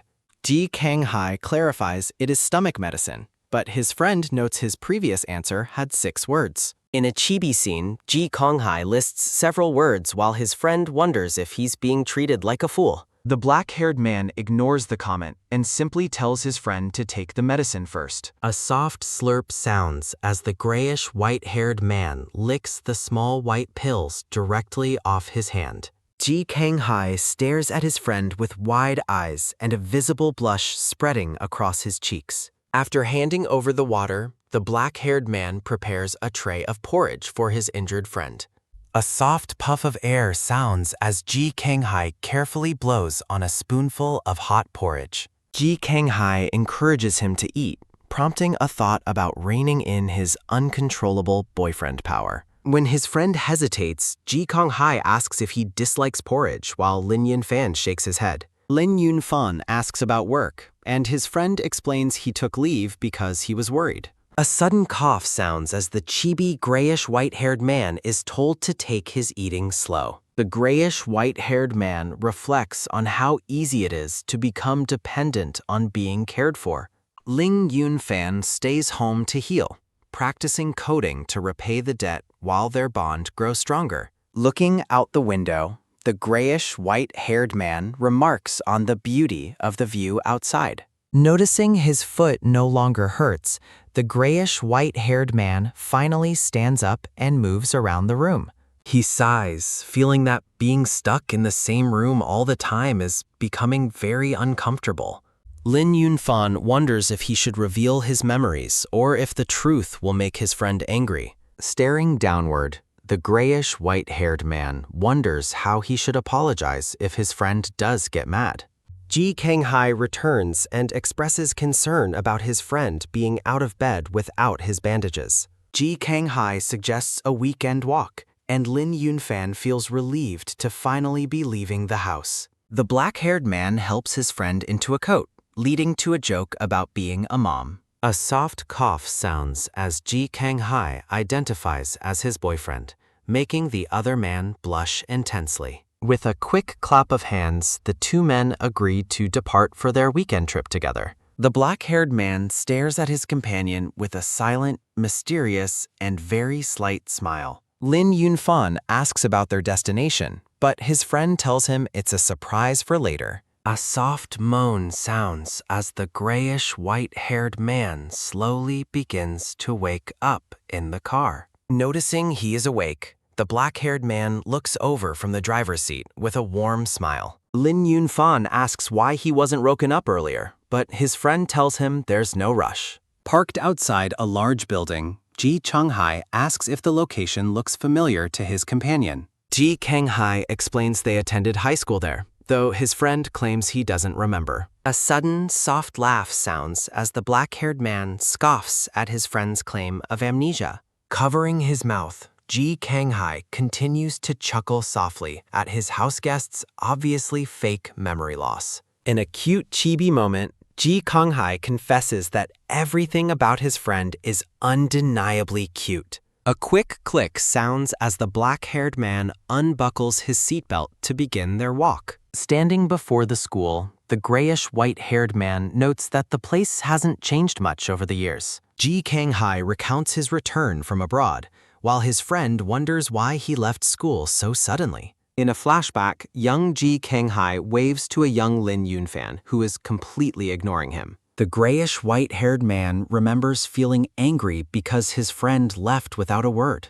Ji Kanghai explains he wanted to speak but felt he couldn't get close due to many friends. He mentions an invisible wall, while Ling Yunfan reflects on how they were both alphas. Ji Kanghai reveals he used grades to get attention, recalling a student calling out to Fan Ge. Looking at his grades, Ling Yunfan reflects on how amazing his black-haired friend truly was. Ling Yunfan reflects on how the past has suddenly resurfaced to confront him once again. Ji Kanghai reveals that he confessed his feelings on the eve of their high school graduation. Confused, Ling Yunfan recalls his friend dropping out and wonders about the Omega by his side. Ji Kanghai claims the confession was accepted, much to the absolute shock of the grayish-white-haired man. Ling Yunfan cites their frequent arguments as the reason for his confusion, but his friend mentions miracles. The grayish-white-haired man looks at his friend and softly admits that miracles do exist. Ji Kanghai says they became a couple in secret without telling anyone else about their relationship. In a nostalgic visual, a younger version of the black-haired man appears against a floral background. He reflects on how they always found each other's eyes in a crowd, sensing a deep connection. Recounting their first date on the playground, he remembers gathering the courage to touch his hand. Although startled at first, Ling Yunfan eventually smiled and held his friend's hand in return. In a chibi sequence, Ji Kanghai recalls asking for a kiss under the moonlight while walking home. Blushing intensely, the grayish-white-haired man is reminded that he eventually nodded in agreement. A symbolic scene shows the two close together amidst a blooming field of soft pink flowers. Ji Kanghai vows never to forget that day, while Ling Yunfan realizes his friend truly loved him. Snapping back to reality, Ji Kanghai asks his companion why he is staring off into space. Ling Yunfan admits he was reflecting on their conversation and is reassured he isn't being annoying. Noticing a new flower shop, the grayish-white-haired man suggests they go inside to take a look. A soft ding sounds as they enter, and a brown-haired shop assistant warmly welcomes the two men. Holding a bouquet of pink roses, the shop assistant asks if she can help the pair. Ling Yunfan says they are just looking, and the assistant asks what kind of flowers they need. The assistant suggests buying roses for their loved ones, noting that they are currently on sale.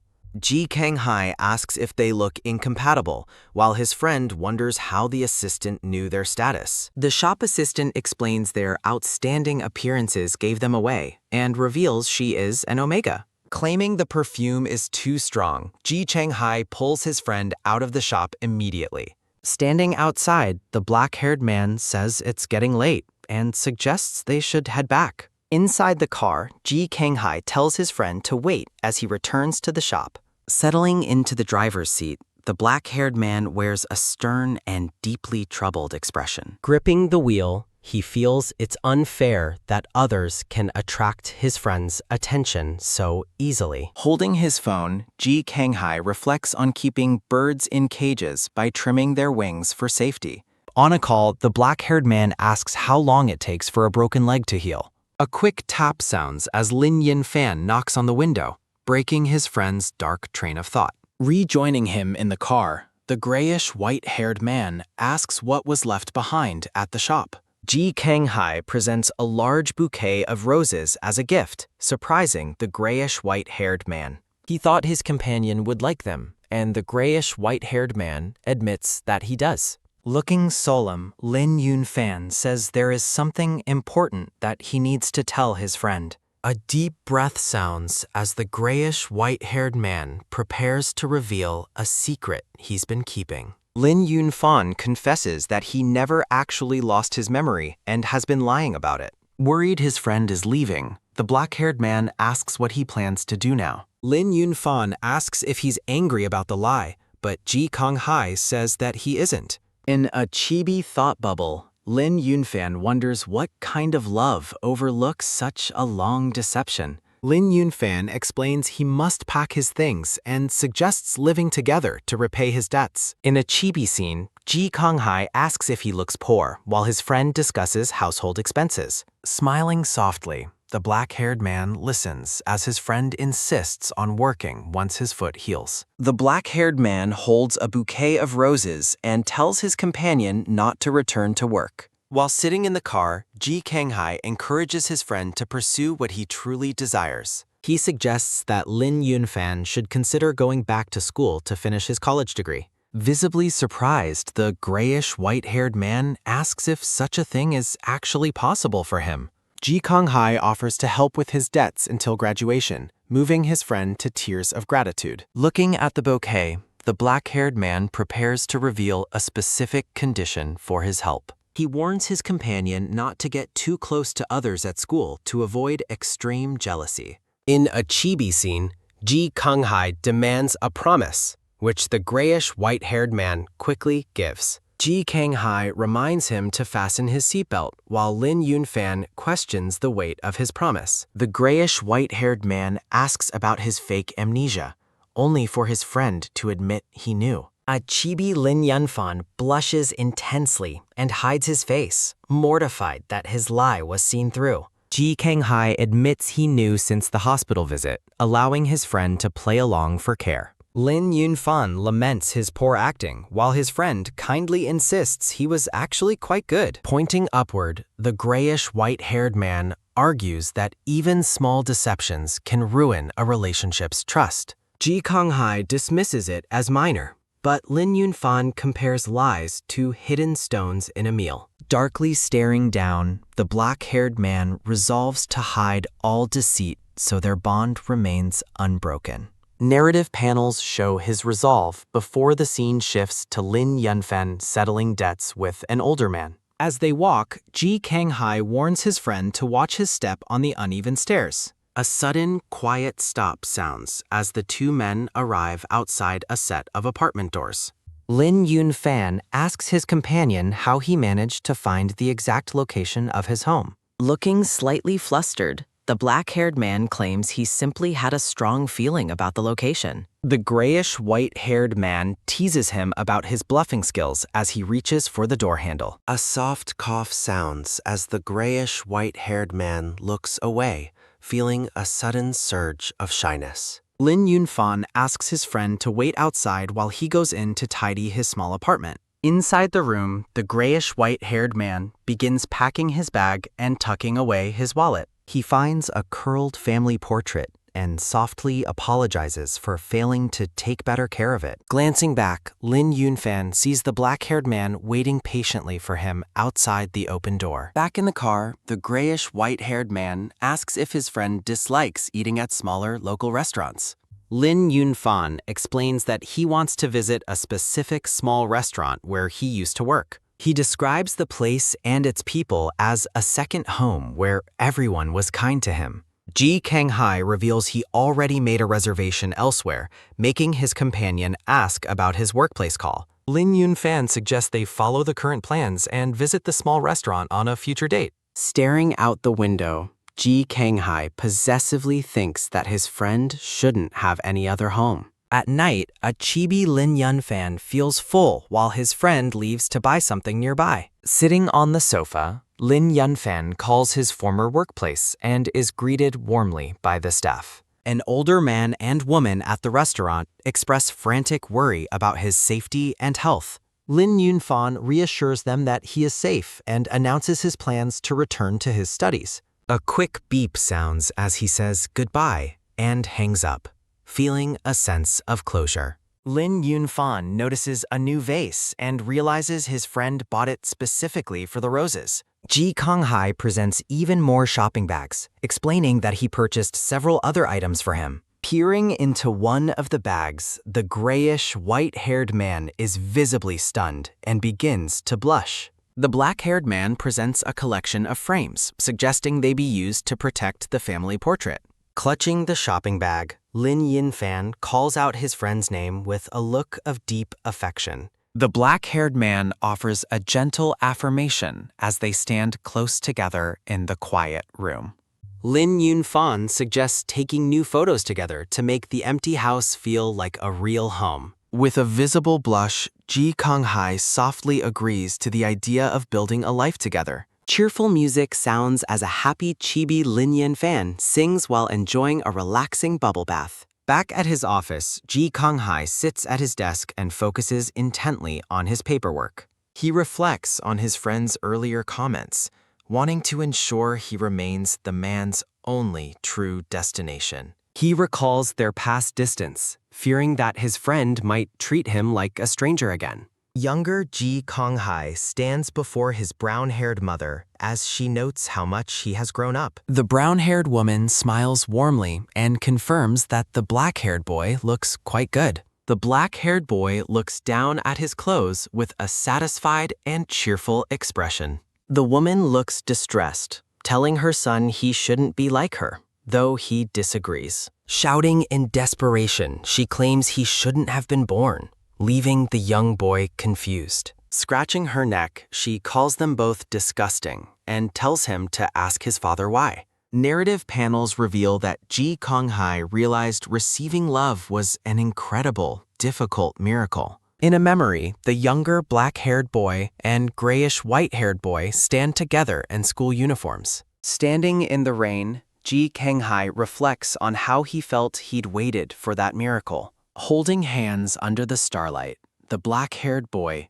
joyfully realizes he has found his miracle. Montage panels show Ling Yunfan as a beam of light during their shared school days together. Ji Kanghai hoped to be an omega, but his mother insisted on him being a beta. When they both turned out to be alphas, Ji Kanghai lashed out and destroyed their bond. Finding his mother's body, Ji Kanghai recalls her cold words about his reluctance to mark her. After her suicide, his father appeared, taking the alpha boy in as he developed sleep issues. Bound by chains, Ji Kanghai struggles with guilt despite knowing his mother didn't blame him. In the present, the black-haired man watches over his friend as he sleeps in bed. Dreaming of an emperor, chibi Ling Yunfan asks for 5 more minutes as his friend watches. A sudden, loud shout sounds as Ji Kanghai picks up his startled friend in his arms. The scene shifts to a large,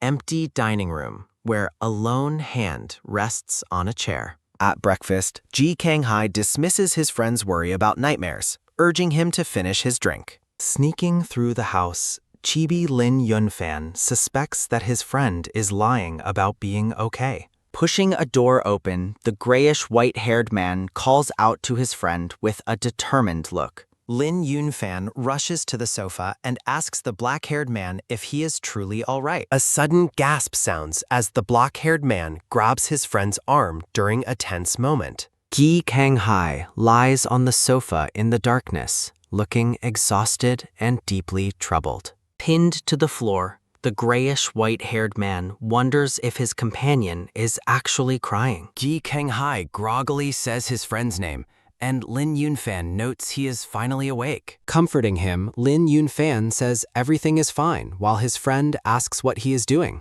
In a chibi scene, Ling Yunfan mentions a night attack while his friend fears for his sanity.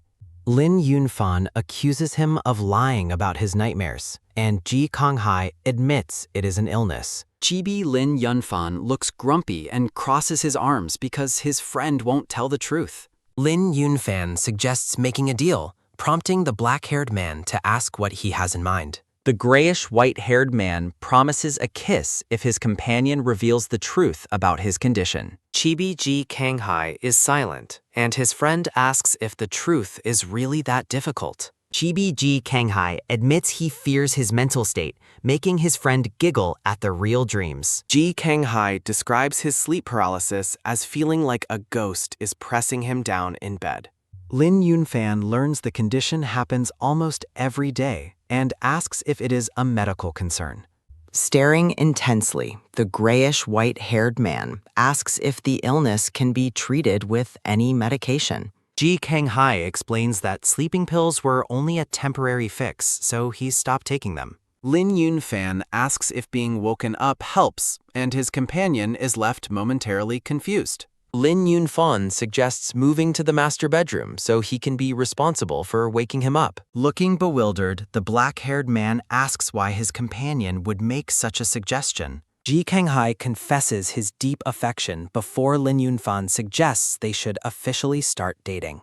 The black-haired man is left completely speechless and stunned by his companion's sudden proposal. A soft mumble sounds as the two men lean in for a sudden, intimate kiss together. Narrative panels focus on the black-haired man's eye as he experiences a moment of shock. A hand grips a shirt tightly as the two men share a passionate, quiet embrace. The two men sit close together in the dim light, looking at one another with affection. A sudden, sharp gasp sounds as Ling Yunfan pulls away slightly and tells his friend to wait. Grayish-white-haired man reflects on sincerity and the nature of love.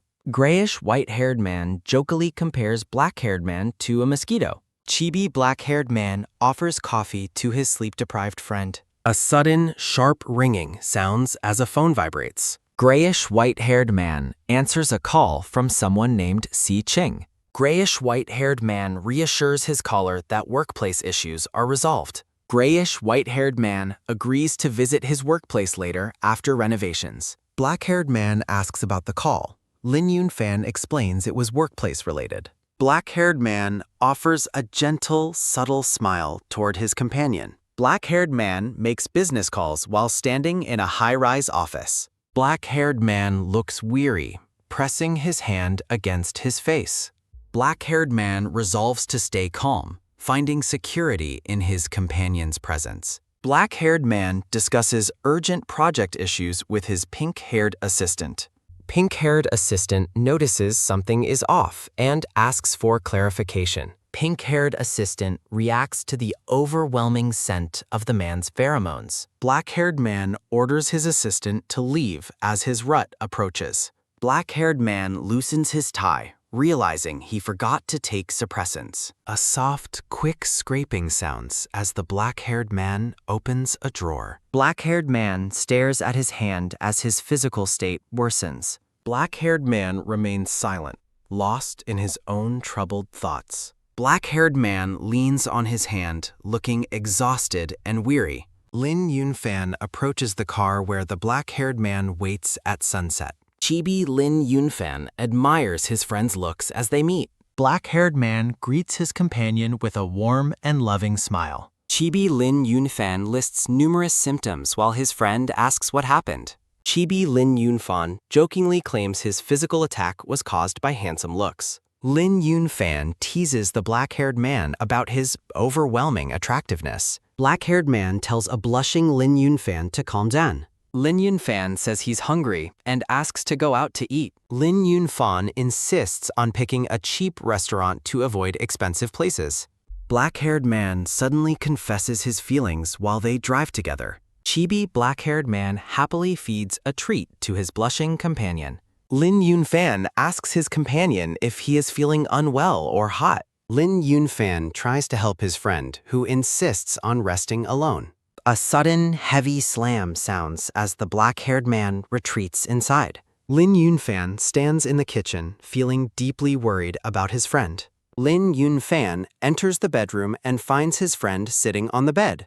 A soft sniff sounds as Ling Yunfan realizes his friend is en route. A heavy breath sounds as Ling Yunfan asks about his companion's medication. Ling Yunfan prepares to fetch medicine while his friend watches him intently. A sudden, sharp thud sounds as Ling Yunfan is pulled onto the bed. Black-haired man pins his companion down, breathing heavily against him. Ling Yunfan reminds him of their status and questions his sudden behavior. Black-haired man refuses the medicine, admitting he feels deeply uncomfortable. Ling Yunfan asks for a moment to prepare for the sudden intimacy.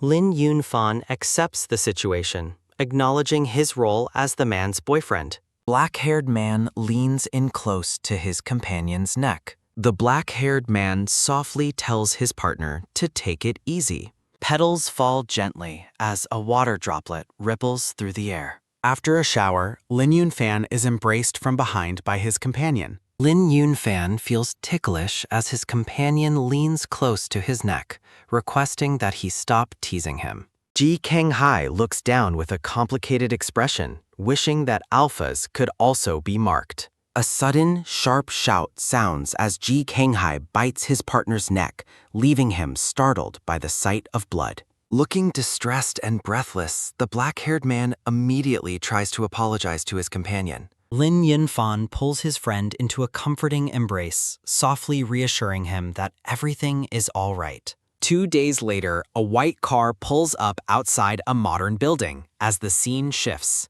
Sitting in the car, the grayish white-haired man is surprised when his companion suddenly grabs his arm. Ji Kanghai leans over to help his partner with his seatbelt, prompting a confused question from his companion. In a chibi scene, the black-haired man worries about his partner's lack of caution around others. Ji Kanghai notes his friend's lack of self-awareness before Ling Yunfan leaves for his classes. Alone in the car, the black-haired man receives a call regarding someone's return to the country next week. The pink-haired assistant speaks over the phone, inquiring about the status of the man's relationship. Ji Kanghai firmly states that his partner's business is private, while the caller mentions a past debt of gratitude. The pink-haired man warns his caller to be careful, questioning if his brother will be pleased upon his return. Ending the call, the black-haired man says he is heading to work, as the assistant acknowledges his words. Ling Yunfan greets his friend later that day, expressing concern over his pale and weary complexion. Ji Kanghai tries to dismiss the worry, but his companion notes that his forced smile looks painful. The black-haired man reveals he is going on a business trip, leaving his companion curious about the duration. Leaning against his partner, Ji Kanghai discusses transportation arrangements while his friend asks about his destination. Ling Yunfan asks for video calls during the trip to City A, and his companion agrees to call when possible. Ji Kanghai asks his partner to stay home and wait for him, prompting playful chibi banter about his loyalty. The black-haired man offers a gentle, trusting smile as he confirms he knows his partner is reliable. Pink flowers bloom as the two men stand close together in a moment of quiet intimacy. A hand rests gently against the man's neck, highlighting the tender bond between the two companions. During a nightmare, a woman's voice accuses the sleeping man of becoming just like the person he despises. The ghostly woman leans in close, calling the black-haired man disgusting because of the blood in his veins. The nightmare persists as the woman claims he is just the same as his father. Ji Kanghai wakes up in a cold sweat as his friend calls out his name in concern. The black-haired man apologizes for the disturbance, but his companion is only worried about his well-being. Ling Yunfan promises to always be there to wake him up from any future nightmares he might have. Lying in the darkness, the black-haired man stares at the door with a troubled and weary expression. A sudden, firm grip tightens on an arm as the scene shifts back to the bedroom. Ling Yunfan holds his companion from behind, promising to stay by his side to ease his fears. Ji Kanghai softly confesses his love, while his companion quietly acknowledges the deep sentiment. The black-haired man struggles with his feelings, wondering what else he can do despite knowing his actions are wrong.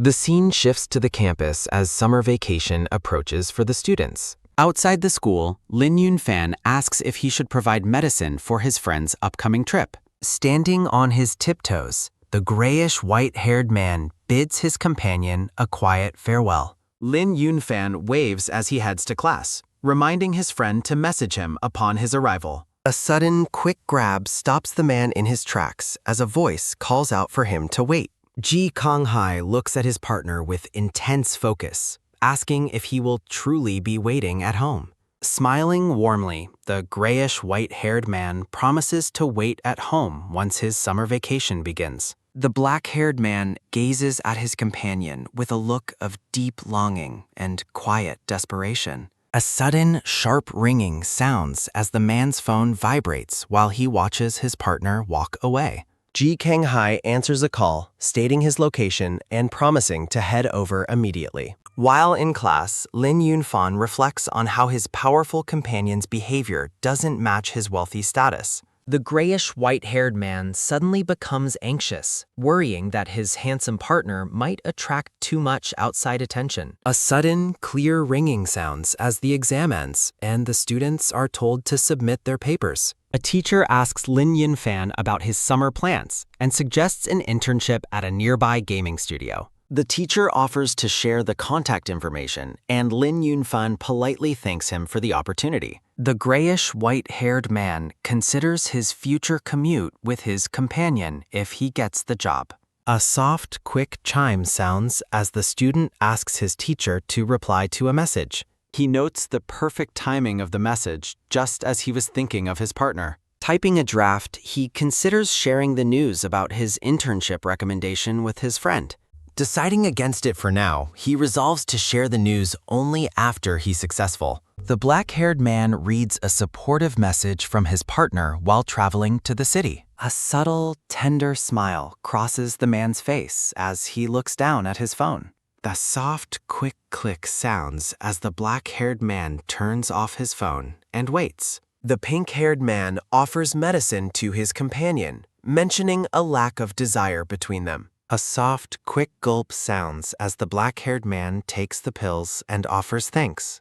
Looking slightly flustered, the pink-haired man pulls at the collar of his white shirt. Walking through the city, the grayish-white-haired man worries about his partner's recent silence and busyness. He stands before a massive corporate tower, deeply impressed by the scale of the group. A blonde-haired man named Ji Changqiang arrogantly assumes his good looks have captivated the student's attention. In a chibi scene, the student dismisses the arrogant man, citing his boyfriend's strict rules.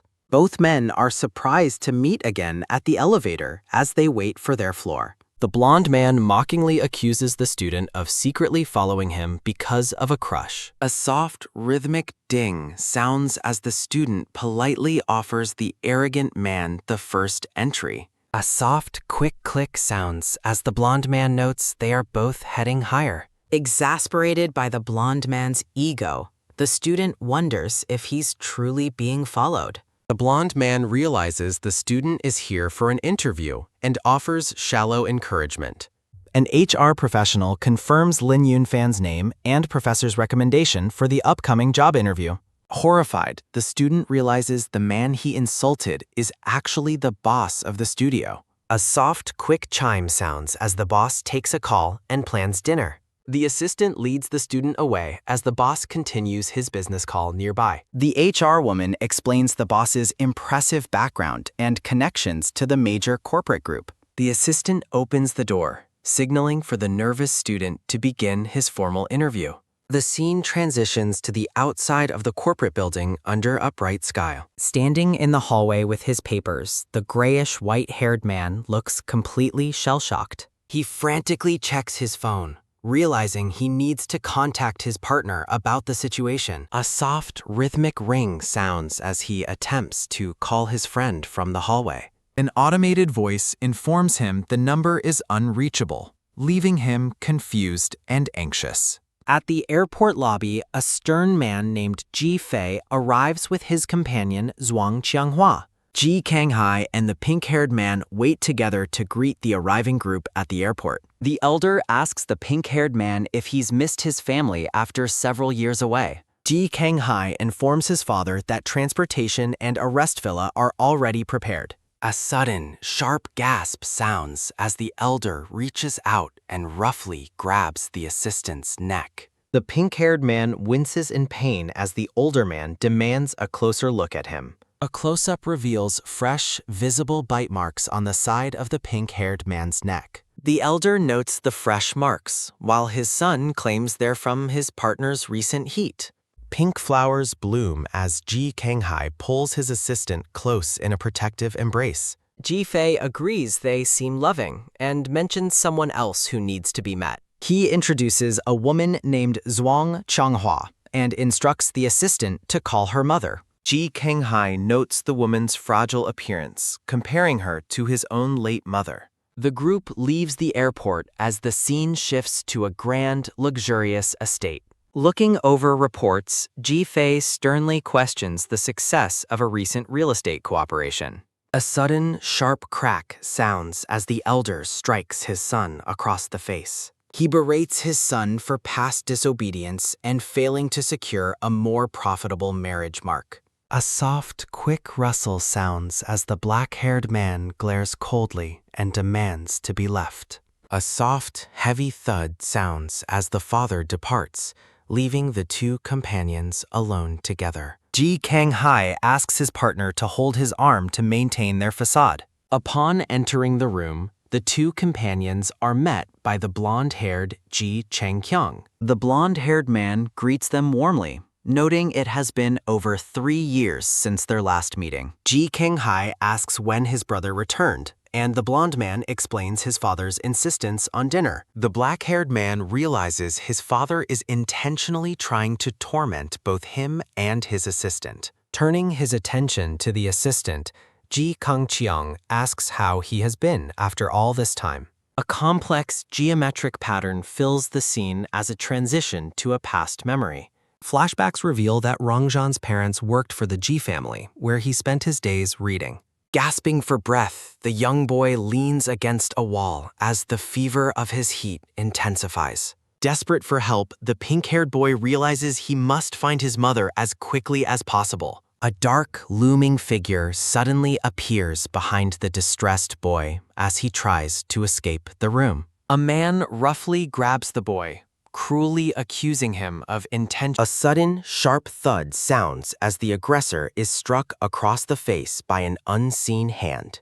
Ji Kangchong confronts the man, demanding to know why he is harassing someone in his house. The blonde boy helps the distressed child up and asks if he is all right after the confrontation. A soft, sharp hiss sounds as the blonde boy winces while checking on his injured companion. He reassures the terrified boy that as a beta, he is immune to the effects of omega pheromones. The pink-haired boy eventually calms down, quietly stating that he feels fine now. In a chibi scene, the blonde boy playfully offers a warm embrace to his handsome younger friend. Ji Kangchuang gently drapes a jacket over the boy's shoulders, promising to take him somewhere safe. The blonde-haired boy defends his friend, questioning why the mother is blaming him for his nature. A soft, quick swipe sounds as Ji Kangchang tenderly wipes the tears from his companion's face. He offers a gentle and encouraging smile,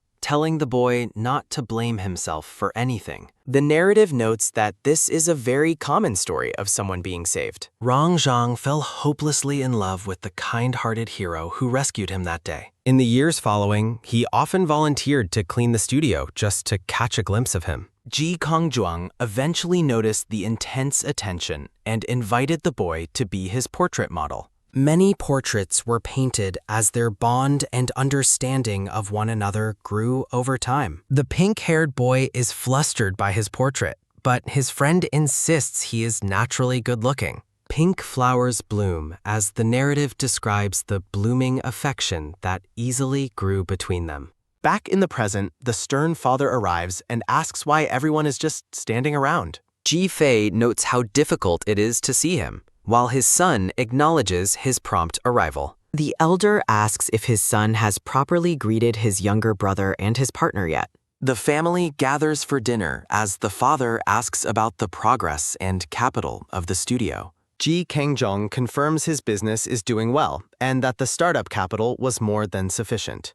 Ji Kenghai is surprised to learn that his brother has opened a game development studio. His father encourages the brothers to support each other as Ji Kenghai offers his assistance. Rong Zhan notes the father's inherent arrogance and his dismissive attitude toward all betas. Ji Kengqiang dismisses his father's low standards, promising to create a truly amazing blockbuster game. A soft, quick gulp sounds as the father drinks his wine, acknowledging his son's determination. Ji Kenghai notes that only his brother can make their father back down as food is served. The blonde man asks if his companion has any dietary restrictions regarding the raw food being served. The pink-haired man quietly takes a bite, insisting that he is perfectly able to eat it. The father pushes for a wedding ceremony and asks the couple when they plan on having children. Ji Kengjong mentions his father previously separated the couple, while the elder claims it was for toughening up.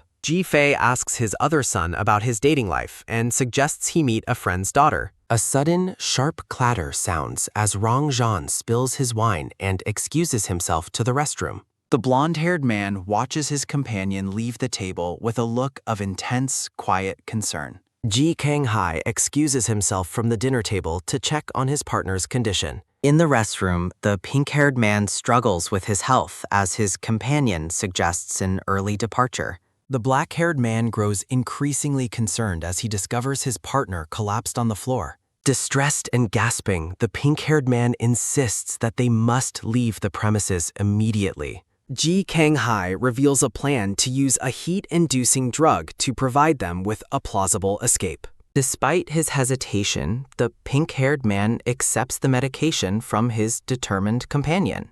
A soft, quick gulp sounds as the pink-haired man consumes the tablets to trigger the ruse. Returning to the dining hall, the pink-haired man suddenly collapses as the elder questions his absence. The blonde-haired man cries out in alarm while his father observes the sudden medical emergency. Claiming a sudden heat has occurred, the black-haired man informs his father they must leave at once. With a dismissive wave, the elder allows the pair to depart the dinner prematurely. Citing an injury, Ji Kenghai asks his brother to assist in carrying the semi-conscious man to the car. Despite their father's objections, the brothers insist that the situation is too urgent for external help. As the group departs, the elder watches with a suspicious and calculating expression. At the vehicle, Ji Kenghai leaves his partner in his brother's care, much to everyone's confusion.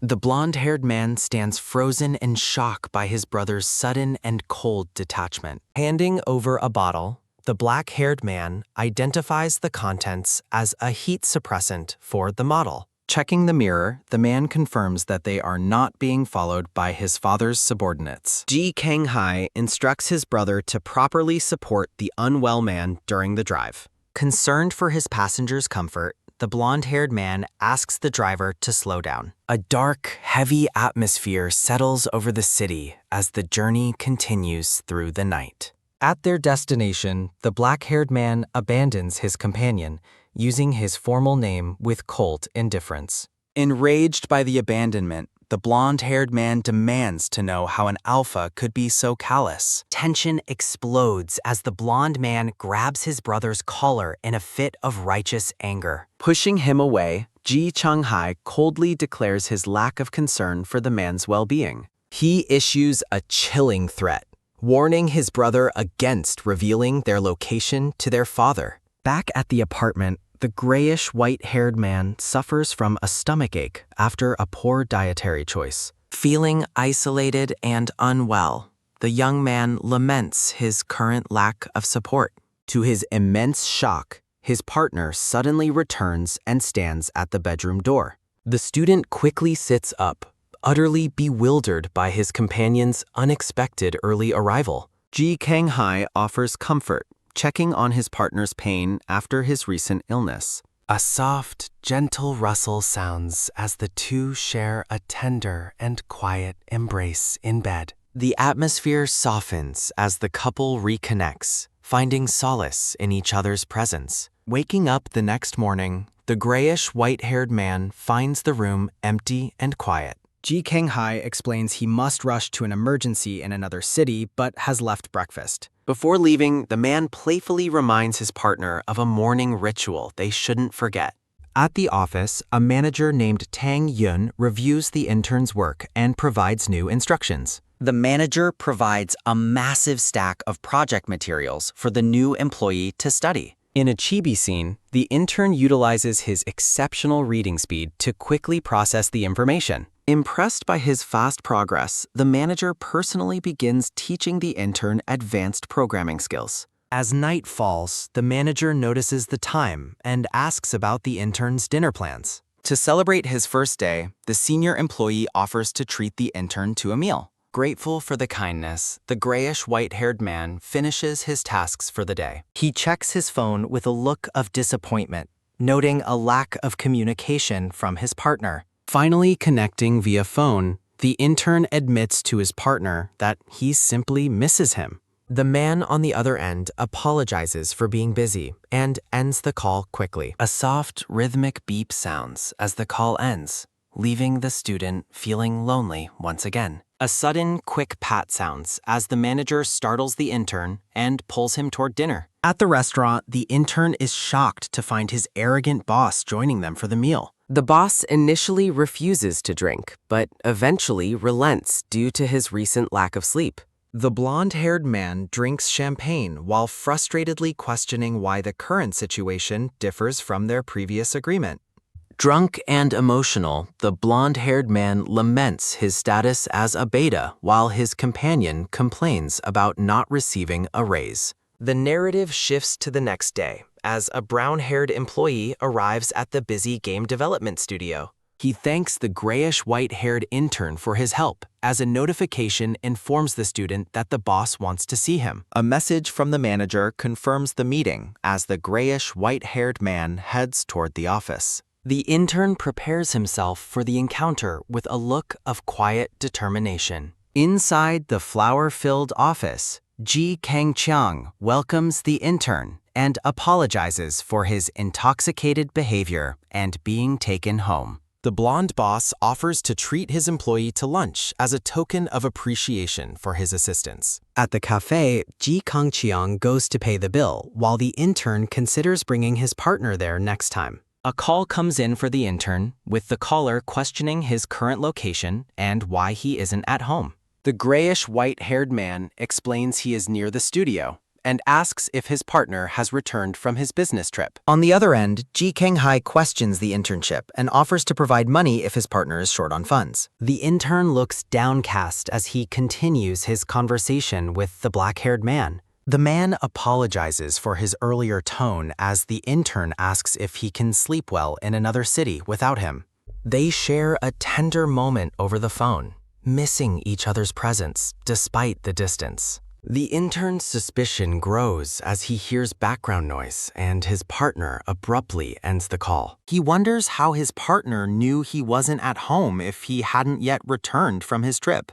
A sudden, sharp chime sounds as a notification appears on the phone showing a large transfer of funds. The intern rejects the money and sends an even larger sum back, critiquing his partner's capitalist behavior. A soft, quick rustle sounds as the intern stands up to leave after the boss finishes paying. Walking outside, Ji Changjiang mentions that his manager no longer wishes to eat with them. The intern asks if the boss knows Ji Kanghai, only to learn that they are brothers despite their different genetic traits. The grayish white-haired man admits that his relationship with the brother is much closer than simple friendship. In a chibi scene, the blonde man is baffled by the vague and confusing description of their relationship. He asks a female colleague for clarification on what a relationship closer than best friends could possibly mean. In a chibi scene, Ji Kang-cheong panics as he assumes his brother is cheating on his dedicated partner, Rong Zhan. It begins to rain heavily as the intern waits at the bus stop, shielding his head with a book. The blonde boss pulls up in his car and insists on driving the intern home to avoid him catching a cold. Inside the vehicle, Ji Chang-kyung bluntly asks the intern about the nature of his relationship with his younger brother. The intern asks if the boss knows about his brother's love life and learns that he is aware of a partner. Ji Kang-cheong explains he wants to clarify the situation because he knows his brother is in a relationship with Rong Zhan. The grayish-white-haired man looks away with a troubled expression, processing the boss's knowledge of his brother's private life. He realizes that while his partner has confided in his family about their relationship, they are unaware of his true identity. The intern shocks the blonde man by confessing that he is actually the younger brother's boyfriend. He clarifies that although he is an alpha, their deep feelings for each other remain completely unchanged. In a chibi scene, the blonde man is horrified by the belief that his brother has cheated on his companion. The boss tells the intern to leave while he intends to confront his brother about the alleged infidelity. Alone in his car, Ji Kang-cheong prepares to make a phone call to clarify the truth of the situation. He reminds himself to stay calm and understand the full context before acting impulsively. The scene shifts to a tall, modern office building standing under a bright and clear sky. In the office pantry, Ji Kang-cheong discusses his worries about a friend's partner potentially cheating on them. His colleagues express shock and concern for the friend's well-being during their next heat cycle. The blonde man admits they lack definitive proof of any actual cheating having occurred yet. They decide it is best not to alert the friend until they have concrete evidence of the partner's actions. At dinner, the father suggests his son meet a friend's daughter, as Ji Kang-cheong considers exposing his brother's behavior. The elder man remains silent while staring intently at his wine glass. The blonde man looks at his father with a sense of hesitation and internal conflict. The father praises the brother's bond, while the son debates whether keeping the secret is the right thing to do. The father questions his son's silence and asks if he knows a person named Ling Yunfan. Feeling overwhelmed by the situation, Ji Kang-cheong decides to drop the subject and tell his father later. At the dining table, the blonde man agrees while his father remains silent and observant. Suspicion lingers as the black-haired man receives a new email from a private detective agency. High above the city, Ji Kang-hai asks his companion if he told his brother about the past. Ji Kang-hai suggests telling his brother everything, but the pinkish blonde man remains silent and visibly troubled. Ji Kang-hai admits his success is tied to the Zonghang group, while his companion notes his lack of recognition. He warns they are pawns, prompting the pinkish blonde man to reveal his secret plan to go abroad. Ji Kang-hai intends to take Yunfan abroad, warning that his father will pursue him if he isn't marked. Yunfan feels trapped and suggests seeking protection from Ji Kang-hai's brother and his influential grandfather. He worries about causing Ji Kang-cheong pain by revealing his father's nature, choosing to hide the truth instead. Ji Kang-hai notes the high price of the secret, but respects Yunfan's firm and unregretful decision. Ji Kang-hai instructs him to stay in the apartment and claim a susceptible period to avoid suspicion. A sudden, sharp click sounds as the door to the darkened apartment is finally and firmly closed. Returning to the quiet and empty home, the black-haired man notes that Yunfan has not yet arrived. He stands before a tall vase, noticing that the dark roses inside have already begun to wither. He observes the withered flower Yunfan gave him, despite his efforts to maintain its bloom with nutrients. A sudden, loud snap sounds as the lock turns, startling Ji Kang-hai as the intern finally returns home. Spotting his partner in the darkness, The grayish-white-haired man asks if he has finally returned from his trip.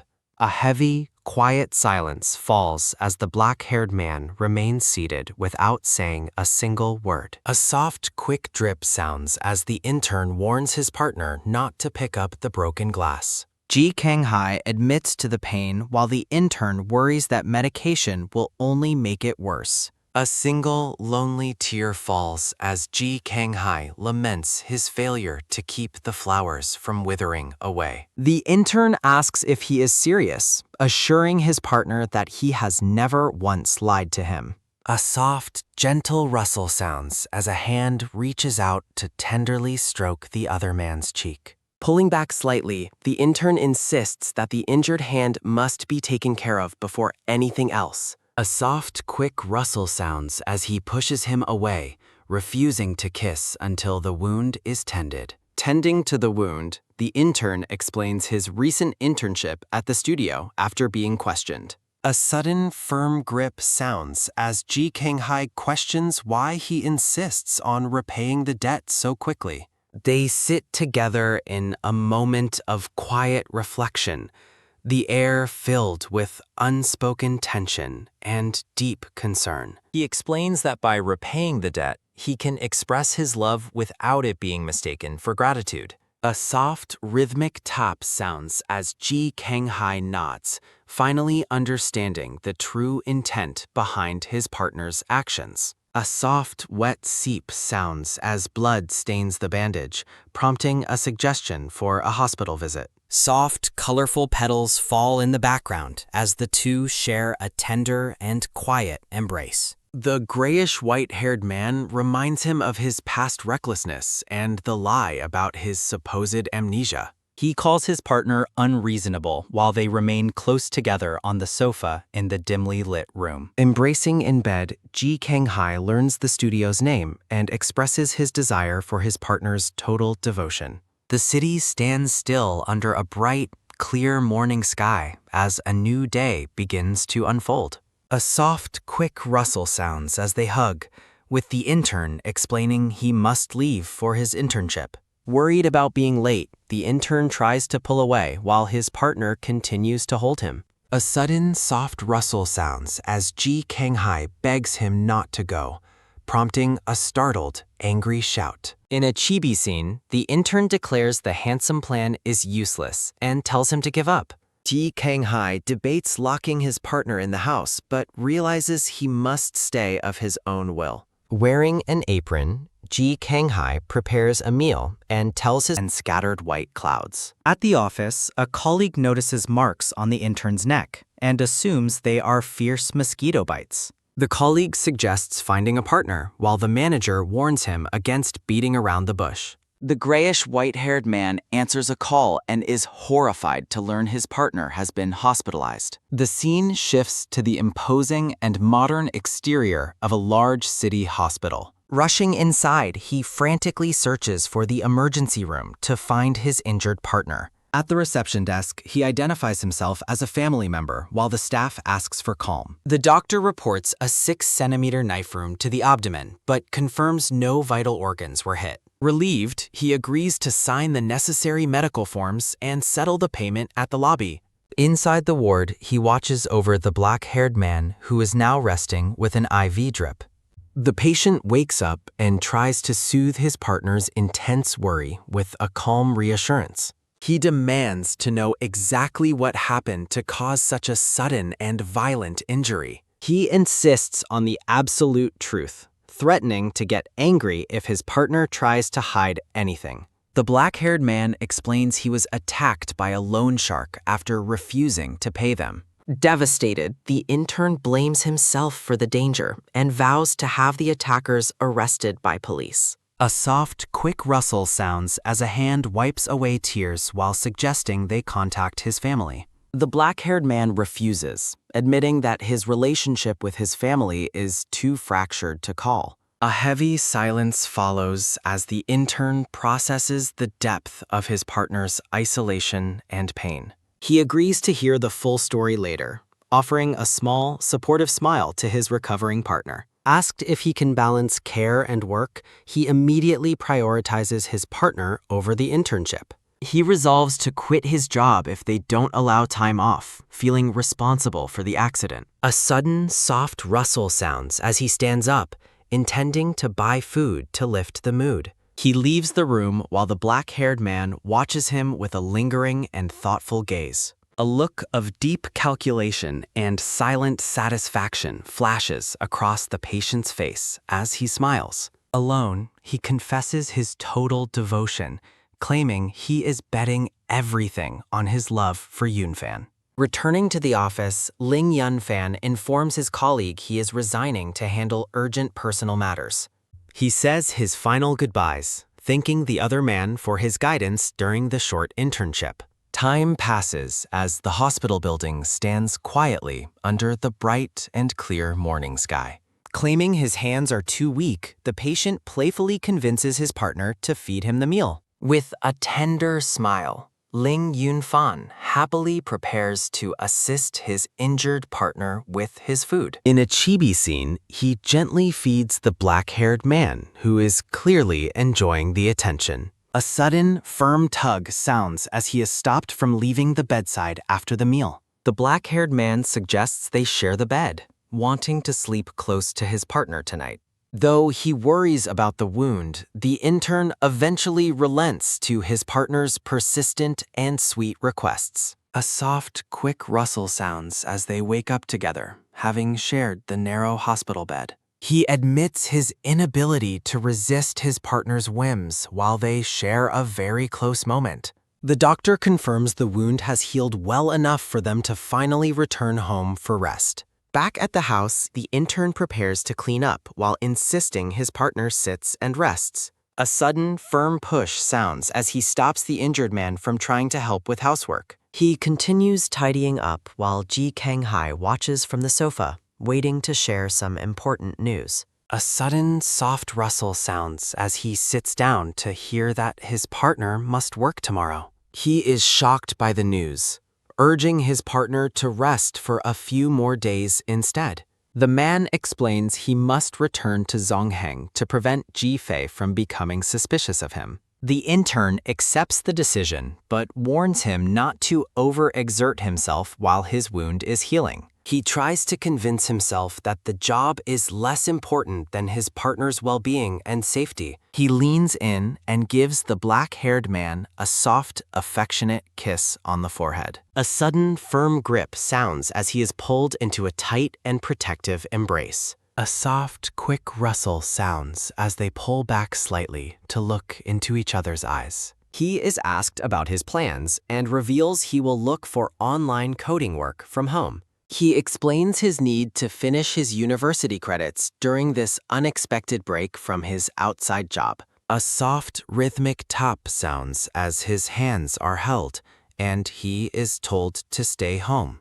In a chibi scene, he promises to stay safe at home while they discuss his recovery. The scene fades out to the bright blue sky and white clouds above the modern city. Ji Kanghai is getting ready for work while Yunfan watches from the stairs. Ji Kanghai notices his partner is awake and suggests he go back to sleep.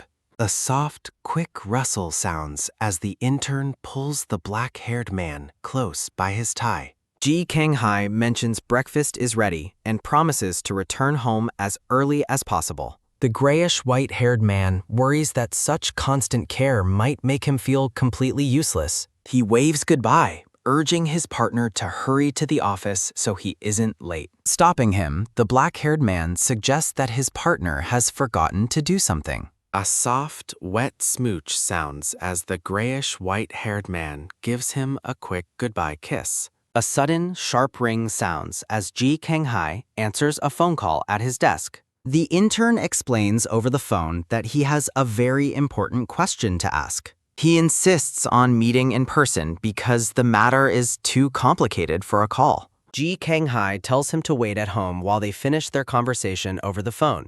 An assistant enters to inform him that the scheduled meeting is about to begin immediately. He instructs the staff to handle the meeting materials while he prepares to leave early.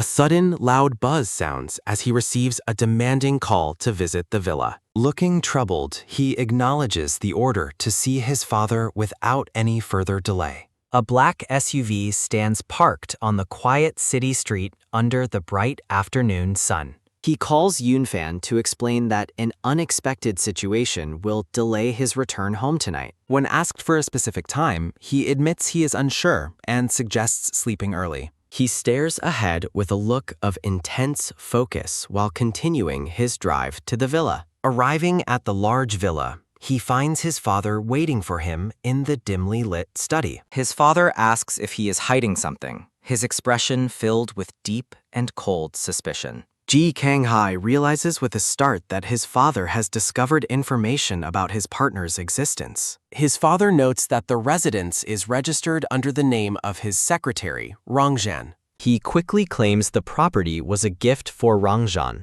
desperate to hide the truth. He lies about his feelings for Shazan while claiming he keeps Yunfan for his rare blood. His father reacts with a look of pure shock and disbelief at the sudden revelation. He explains that the rare blood type is needed to secure a major business cooperation opportunity. His father questions how he will convince his lover to become a blood donor for him. Ji Kanghai claims that a combination of money and love will ensure his partner's total cooperation. His father admits he is impressed by his growth, wishing his mother could see him now. Relieved that the deception worked, he notes the late hour as he finally leaves the villa. Returning home, he finds his partner sitting alone in the dark with a packed suitcase nearby.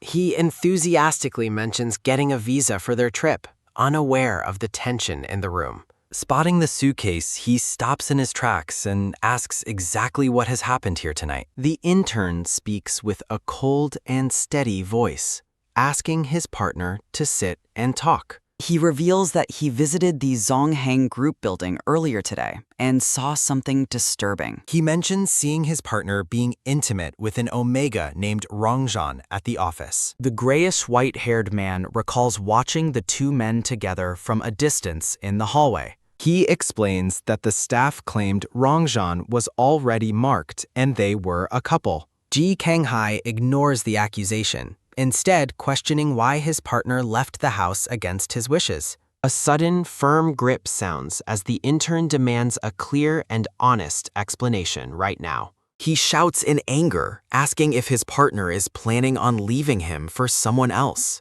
Stunned by the intensity of the confrontation, the black-haired man remains momentarily and completely silent. The intern insists that any misunderstanding must be explained clearly instead of being hidden away. A look of deep pain flashes across his face as he recalls being called disgusting by someone. Remembering a painful childhood, he realizes he never received love because of his habit of over-explaining. A sudden, heavy clock sounds as the intern picks up his suitcase to leave the apartment. Desperate, Ji Kanghai begs him not to leave, vowing to explain everything about his recent actions. The grayish-white-haired man watches in total confusion as his partner immediately calls Rongzhan on the phone. Sitting on the sofa, the grayish-white-haired man asks if something is wrong while Ji Kanghai begins a late-night call. He asks his assistant to help explain the truth to his partner while they both express a moment of confusion. The black-haired man instructs his assistant to keep the explanation brief before handing the phone over to his partner. Rongzhan explains over the phone that their supposed relationship was a facade forced by financial persecution, not genuine affection. Puzzled by the terminology, the intern listens intently while his partner promises to explain the full story later tonight. Rongzhan clarifies they weren't together in high school, mentioning he is an Omega who finds alpha pheromones personally disgusting. He compares his preferences to alphas liking alphas, which finally helps to settle the grayish-white-haired man's lingering jealousy. A sudden, soft rustle sounds as Ji Kanghai takes the phone back and warns his assistant to find safety. The black-haired man tells his partner that explaining his complex and painful family situation will take some time. A sudden, firm grip sounds as he stops Yunfan from getting coffee, insisting on taking care of it himself. He reveals the truth about his mother's suffering and his father's tyranny, though he hides his own childhood trauma. Hearing the truth, the intern finally understands why his partner acted so strangely and isolated during their school years. Ji Kung-hai swears that Yunfan is the only person he has ever liked, debunking the office rumors completely. A heavy silence follows as the black-haired man looks away, clearly burdened by the weight of his painful past. Sensing the depth of his partner's pain, the grayish, white-haired man stands and offers a warm, open-armed hug. A single tear falls as he offers a supportive smile amidst a soft and quiet backdrop of blue flowers. A sudden, firm tug sounds as they fall onto the sofa together, the black-haired man seeking much-needed comfort. Surrounded by blooming flowers, he confesses his profound love for Yunfan, his voice filled with sincere and deep emotion. They share a tender, intimate moment as Yunfan asks for honesty and promises to support him through any difficulty. A sudden, soft rustle sounds as the intern asks his partner to move so they can talk more properly. In a chibi scene, the black-haired man clings tightly to his partner, wanting to enjoy the hug much longer. Once they are standing, Yunfan presents a tie and prepares to discuss a new and supportive arrangement between them. He offers to be the one to help tie his partner's ties from now on as a sign of devotion. Smirking with affection, Ji Kang-hai asks for a promise that nobody else will ever be allowed to touch them. He declares his exclusivity while his partner playfully warns that he might not always be there to help him. Leaning in close, the black-haired man tells him not to let such a thing ever happen in their future. They share another long and protective embrace, finding a moment of peace and shared resolve in each other's arms. Suddenly, he asks if Yunfan would like to go abroad with him, catching the intern completely off guard.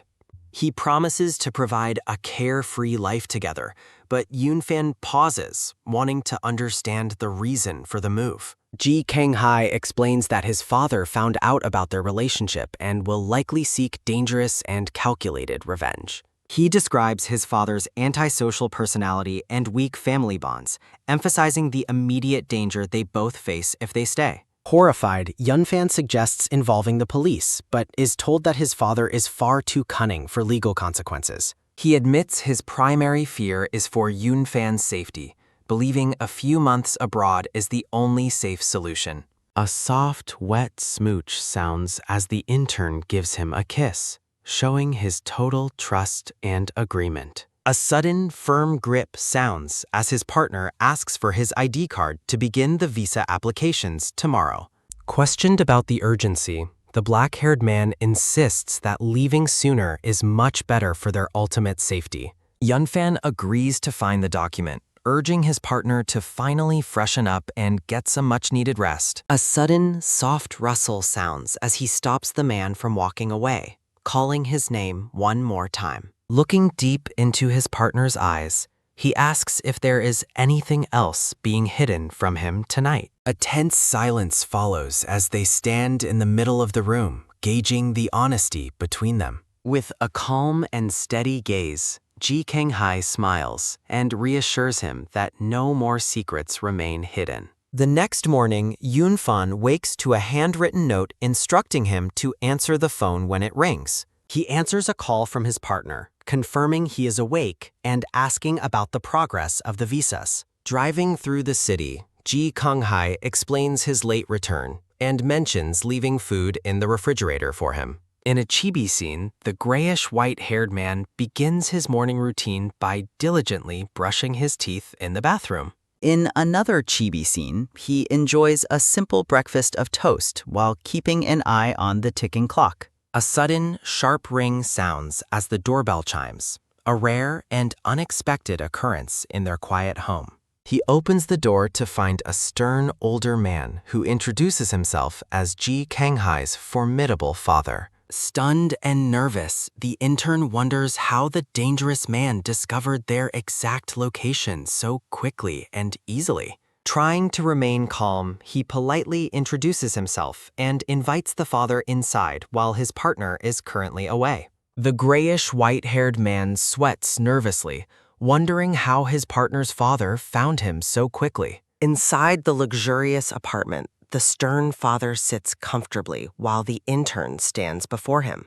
The older man asks if this place feels like home, suggesting his son is very happy. He casually requests a glass of water, and the intern politely agrees to get it. Amidst cherry blossoms, he asks if his son ever mentioned him, receiving a quiet confirmation. With a deceptive smile, the father asks what kind of parent his son portrays him to be. The intern firmly suggests that the man should ask his son directly instead of using him. He notices a heavy concentration of pheromones in the air, enough to overwhelm an Omega's senses. He bluntly criticizes the older man for his rude behavior in releasing pheromones so casually. Surprised by the resistance, the older man asks if the intern is actually an alpha. The intern retorts that his behavior would buy criminal toward an Omega, forcing a smug apology. The older man questions the duration of their relationship and if his son knows of this visit.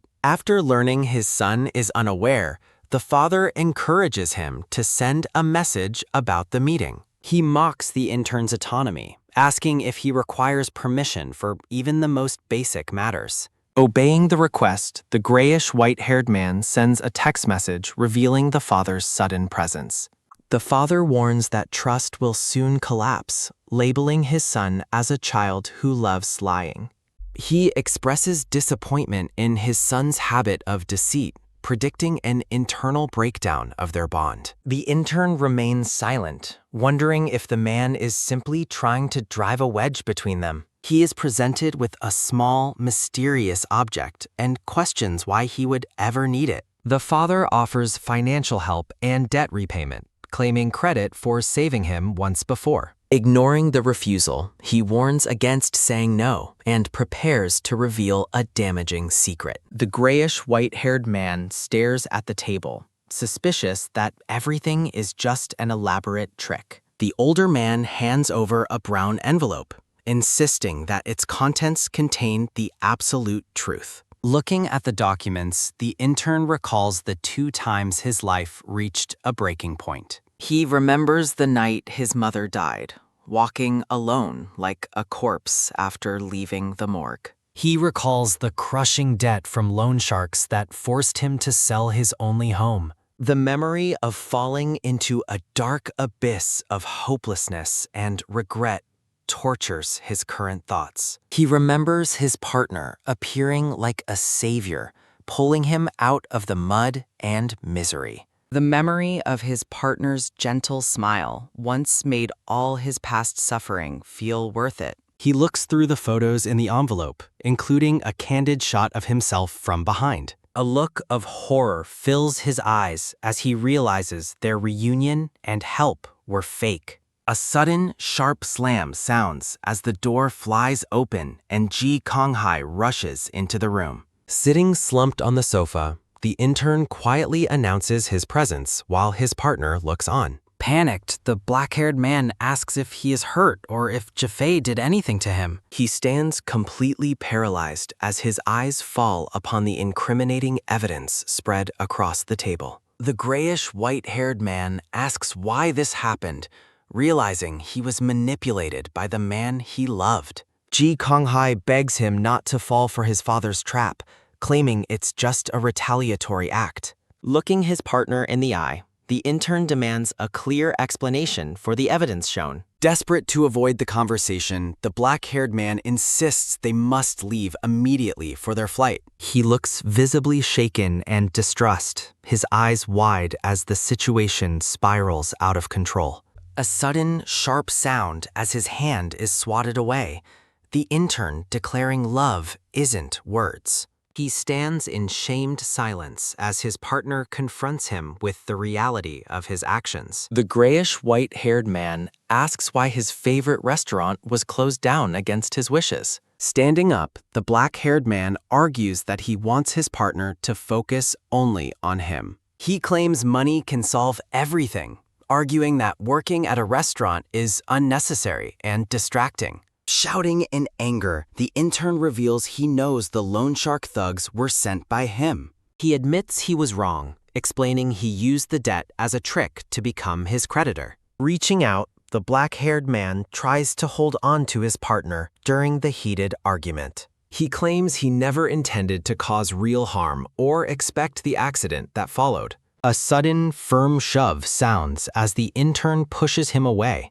shouting that he has heard enough. Ji Kang-hai asks if he is being left and demands his property back. He embraces his partner, telling him to stay and consider this his home. Distressed, the black-haired man holds his partner close while trying to remain firm. The intern shouts that he has his own home, rejecting the man's claim.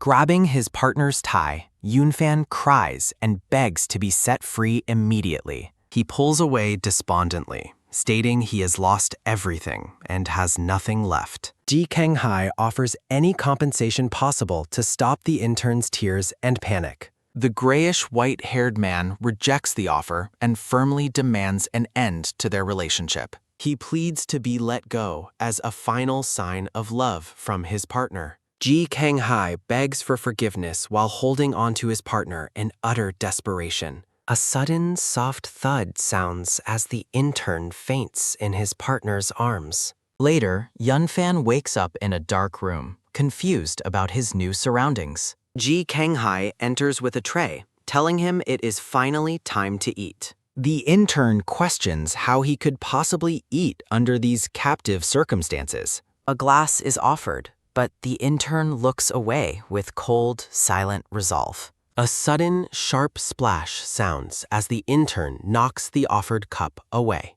Distressing memories of white flowers haunt the intern's mind as he suffers alone. A sudden, sharp slap sounds as he demands not to be touched anymore. He begs to be let go, unable to endure the current situation any longer. Ji Kang-hai insists that he must eat to maintain his basic physical health. Gripping his hair, the intern asks what more the man wants from him. Ji Kang-hai confesses his desire to simply be with the person he likes. The intern scoffs at the idea of love when it involves such manipulation. A heavy silence fills the room as the black-haired man remains completely motionless. He walks toward the door as the intern predicts his eventual betrayal. Looking back, the black-haired man seems burdened by his partner's dark, painful predictions. A sudden, soft click sounds as the door is locked from the outside. A sudden, loud bang sounds as the intern kicks the door in frustration. Looking around the room, he realizes there are no windows or escape routes.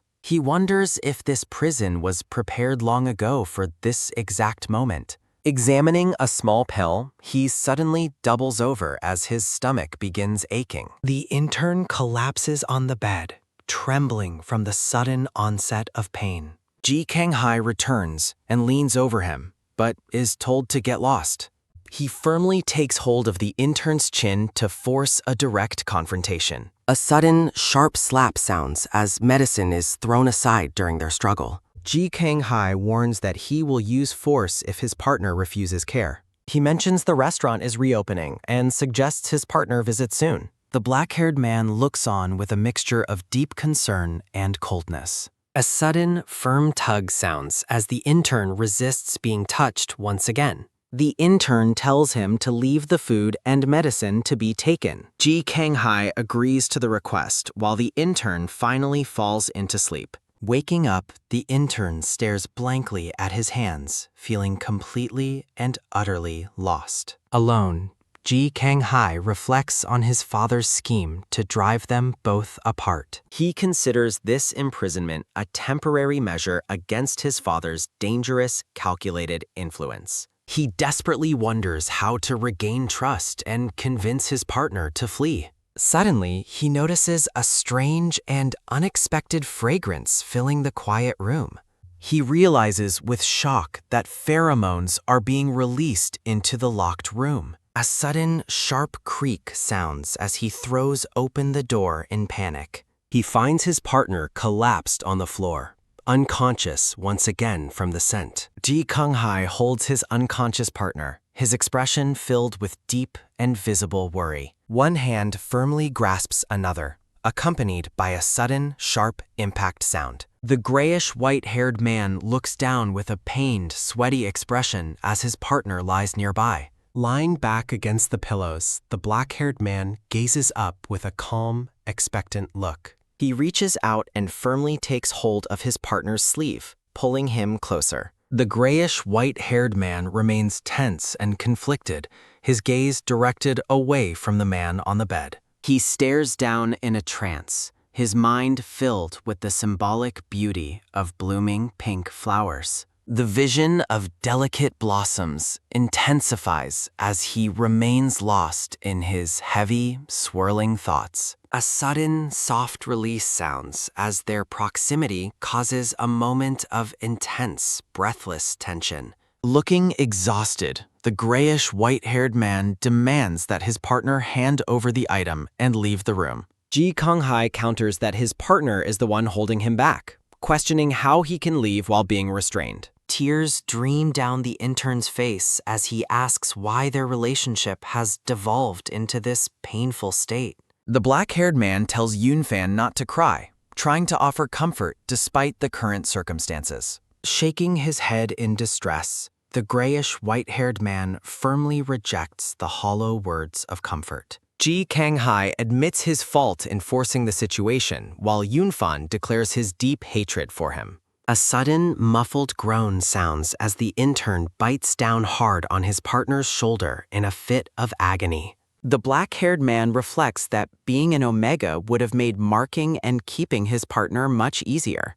Yunfan quietly asks if the bite was painful, only for Ji Kang-hai to smile and deny any suffering. Ji Kang-hai apologizes for his own past behavior during heat and suggests using a bite guard to prevent future injury. He pleads with Yunfan to stay and look only at him, expressing a desperate need for his undivided attention. The grayish white-haired man ignores the plea, weakly asking for his medicine and suppressants to end the ordeal. Days later, a sudden, soft rustle sounds as the intern finally rises from the bed after his heat concludes. The two men sit together in a heavy silence, the intern looking noticeably thinner and more fragile. Leaning against the bathroom wall, he resolves to find a way to escape before the situation worsens. Staring at his reflection, the grayish, white-haired man wonders how he can possibly break free from his current prison.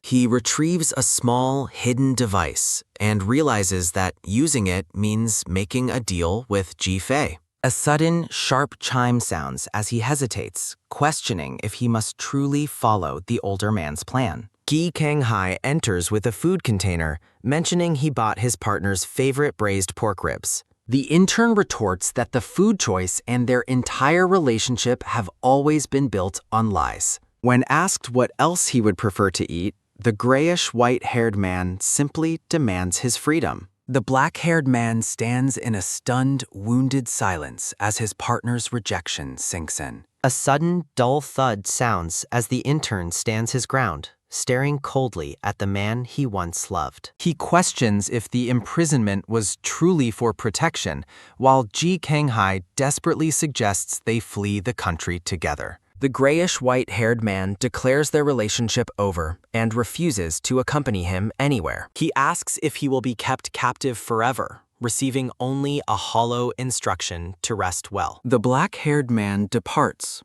unaware that this brief exchange would be their final conversation in that room. Over the following days, the intern's health declines as he remains silent and frequently vomits his meals. His stomach pain worsens and his body grows increasingly frail as medicine fails to provide any relief. Ji Kang-hai sits beside him, looking on with a mixture of helplessness and growing concern for his well-being. He pulls his partner into a tight embrace, begging him to break his silence and speak just once. Alone later that night, the black-haired man lies awake, haunted by the consequences of his actions. A spectral figure appears, accusing him of repeating the same cruel mistakes made by his own father. Looking distressed, he admits he is fully aware of the path he has chosen to take. A sudden, sharp creak sounds as he is warned of his serious mistake while he continues to agree. A vision of his partner in chains appears,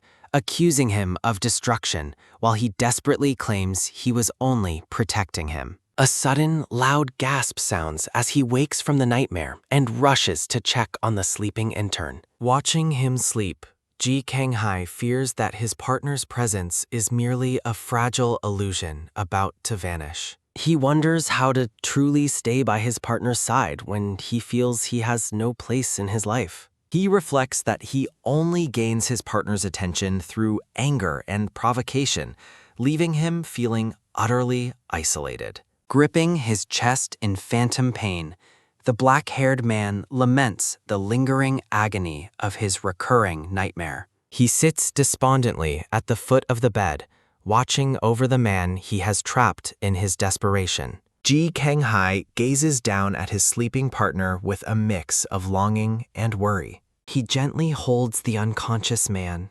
desperately asking what is wrong and calling his name. The grayish, white-haired man is drenched in sweat and appears to be in intense physical distress. Ji Kanghai tells his partner he's taking him to the hospital and carries him out of the room. He stops suddenly, noticing an unexpected presence and stating no one should be there. Ji Fei enters with guards, remarking on how well his son hid and the effort it took to find them. Retreating with his partner in his arms, the black-haired man warns the others to stay back. Ji Fei ignores the warning and coldly orders his men to head upstairs. A struggle breaks out as guards forcefully take the unconscious man from his partner's arms. Pinned to the floor, Ji Kanghai frantically begs them to let his partner go, claiming he is innocent. Ji Fei looks down at his pinned son, noting they have many matters to settle between them. The black-haired man is struck and falls unconscious on the wooden floor. Waking in the hospital, the intern wonders if his partner's concern for his health led him there. A nurse asks if he feels any discomfort or nausea, but the intern replies that he is fine. She offers to call the visitor in while the intern prepares for a serious talk with his partner. Ji Fei enters the room, greeting the intern as they meet again. The grayish white-haired man realizes his partner is absent and fears he has lost his gamble. He asks if the older man saved him and learns that his arrival prevented a certain disaster. Ji Fei claims his son would rather cause harm than release his partner, expressing disappointment. The intern declares their prior deal is finished, but his words are dismissed. He reflects on the conflicting descriptions of his partner's character and the motives behind his actions. Ji Fei suggests the partner's behavior was a ploy for sympathy, leaving the intern confused about the truth. Offering to cover medical costs, the older man asks him not to involve the police in the matter. After a long silence, the grayish white-haired man agrees not to call the police. Ji Fei promises his son won't return, but the intern immediately asks where his partner is now. The older man advises him to see a psychologist, a suggestion that leaves the intern stunned. He asserts that sympathizing with a perpetrator is a sign of mental illness and shakes his head. The intern firmly denies having any sympathy or care for the man who held him. Ji Fei departs, urging him to move on, but the intern finds no joy in his survival. Clutching his chest, he is overcome by a sadness so intense it makes breathing difficult. He tearfully wonders if he truly needs the psychological help the older man suggested. Weeping, he asks if he'll ever see his partner again and why his heart aches so much. Traveling in a car, Ji Fei receives a confirmation from his subordinate. The scene shifts to his office where he meets with a nervous, reddish-pink-haired man. Xiao Zhan reflects on how Ji Fei manipulated his parents' lives to control him years ago.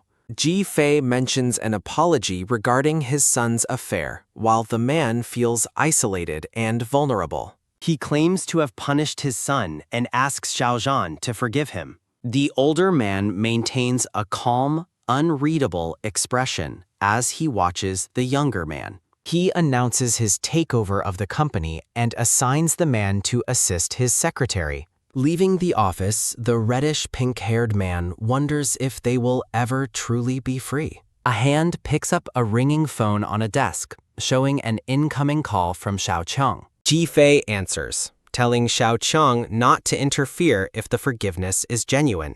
Looking dejected on the call, the blonde man asks for Ji Kenghai's current location. The older man simply states that his son is exactly where he should be. In a memory, students walk through a university campus under autumn leaves. A student asks the younger intern about his plans for the postgraduate entrance exam. The intern declines, explaining his desire to start working and earn money as soon as possible. The student asks if his good looks made him popular with omegas during his younger years. Detecting a change, the intern points out that the student's pheromones are starting to emanate. The reddish-pink-haired man reaches into a tan bag while confirming he has retrieved an item. A plaid jacket is gently draped over the shoulders of the downcast, grayish-white-haired man. Under a canopy of golden autumn leaves, the intern sits quietly beside the blonde man. Vibrant yellow ginkgo leaves flutter softly through the bright and sunlit afternoon air. King Qiang asks if the medicine helped, suggesting a leave of absence if the dorm is inconvenient. As the blonde man moves to leave, the intern suddenly reaches out to grab his sleeve. Surprised by the sudden gesture, the blonde man asks if he is in need of further help. Looking downcast, the grayish-white-haired man admits there is something he truly wanted to say. The blonde man waits patiently, looking at his companion with a neutral and attentive expression. Memories surface of a man tirelessly expressing love while the intern lies alone in deep sorrow. The grayish-white-haired man gazes downward, his expression filled with a deep and lingering sadness. He apologizes for suddenly zoning out, pulling himself back to the reality of their current conversation. A student tries to speak, but the senior blonde man interrupts to say he already heard. The student envies the senior's partner, but Kang Qiang suggests he will meet someone much better. Walking away, the blonde man reflects that his partner has disappeared from his life forever. Recalling a smiling Ji Kenghai, he wonders why he cannot stop thinking of the man despite separation. Zhao Zan notices an intense perfume fragrance as a hooded figure walks past him in the hallway. He pauses near a doorway, noting how the strange perfume scent continues to linger in the air. Looking down at the floor, he spots a brown envelope that clearly doesn't belong to him. A sudden, sharp rustle sounds as he opens the envelope to find distressing photos of his partner. Stunned, he recognizes Ji Kenghai and questions his supposed overseas location while looking at the images. Seeing a note about a mental sanatorium, he recalls Ji Fei's past cruel punishments in the basement. Xiao Zhan rushes to the blonde man, frantically stating that Kenghai is in serious trouble. Kang Jiong questions how that is possible, believing his brother was managing a subsidiary overseas for father. Recognizing Xiao Hai in the photo, the blonde man decides to call their father for answers. Terrified, Xiao Zhan begs him not to tell Ji Fei, identifying him as the one who imprisoned him. He grabs the phone away, leaving the blonde man confused about their father's potential involvement. Xiao Zhan pleads for trust, and they agree to investigate the matter themselves without telling their father. Delicate purple flowers bloom beside a white fence as the scene shifts to a later time. Kang Qiang finishes a call while the reddish-pink-haired man waits anxiously on the gray sofa. He announces they have found the hospital's address and urges they go there immediately. A sudden, rhythmic clicking sounds as the two men arrive at the sanatorium's tall iron gates. Showing the photos through the bars, the blonde man asks an elder if he recognizes the patient. The elderly man mentions his blurry eyesight and points them toward the director for better information. Entering the building, the reddish-pink-haired man asks for a hand to hold in his fear. Kang Chiang agrees that the place is frightening and firmly takes hold of his companion's hand. He offers words of encouragement to keep Xiaozan from being afraid as they walk together. The director confirms the patient is there under a non-refundable 10-year contract with no refunds. Both men stare in total disbelief at the news of the incredibly long and cruel detention. Looking at the medical documents, Kang Chiang wonders why his father would keep his brother there. The director instructs him to sign the papers and think it over before taking the patient. Xiaozan offers all his savings on a bank card to secure his partner's immediate release. Accepting the bribe, the director promises to pretend they were never at the facility that day. Kang Chiang asks about the hidden truth behind the card while Xiaozan hesitates internally. Traveling by car at night, a faint voice calls out the intern's name in a distant memory. The blonde man promises to make his brother change and treat Xiaozan properly from now on. Xiaozan reveals there is no affection between them and that he was never truly marked. He explains their relationship was a deception and that Ji Kanghai has always loved Ling Yunfan. Looking deeply troubled, Kang Chiang asks if all of this is truly related to his father. Xiaozan urges him to stop asking and leave quickly to avoid any further danger. Xiaozan visits a house as Chang Qiang asks why he came to his parents' old home. Noting the late hour, the blonde man suggests they stay, catching the dark-haired woman's attention. Ji Kanghai offers for them to stay if they are worried about leaving. Coughing awkwardly, Kang Chiang points out that having 3 people stay in only 2 rooms is inconvenient. The black-haired man suggests he stays in one room alone while the other 2 share the second. He jokingly adds that he won't be bothered by any noises they might make during the night. As Zhao Zhan walks his guest out, the black-haired man yearns for things to return to normal. A day later, the grayish white-haired man takes a heavy bag of trash to the bin. From a distance, Ji Kanghai watches him with a desperate longing to hold him once again. Si Qing approaches Ling Yunfan and offers him a snack for his hard work tonight. He thanks her, but she questions why he's touching her head after handling the trash. Teasing her about his sticky hands, the intern playfully refuses to return her food.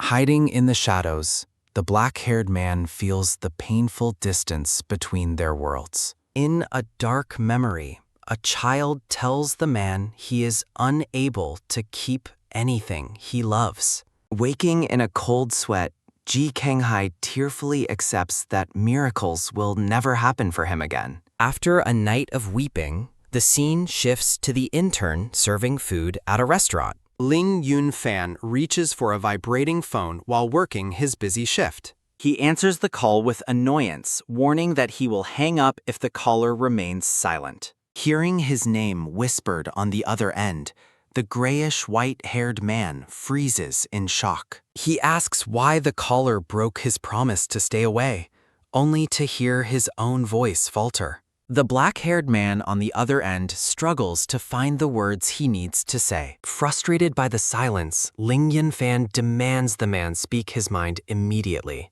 A sudden, frantic plea for help rings out as a woman gives directions to her location.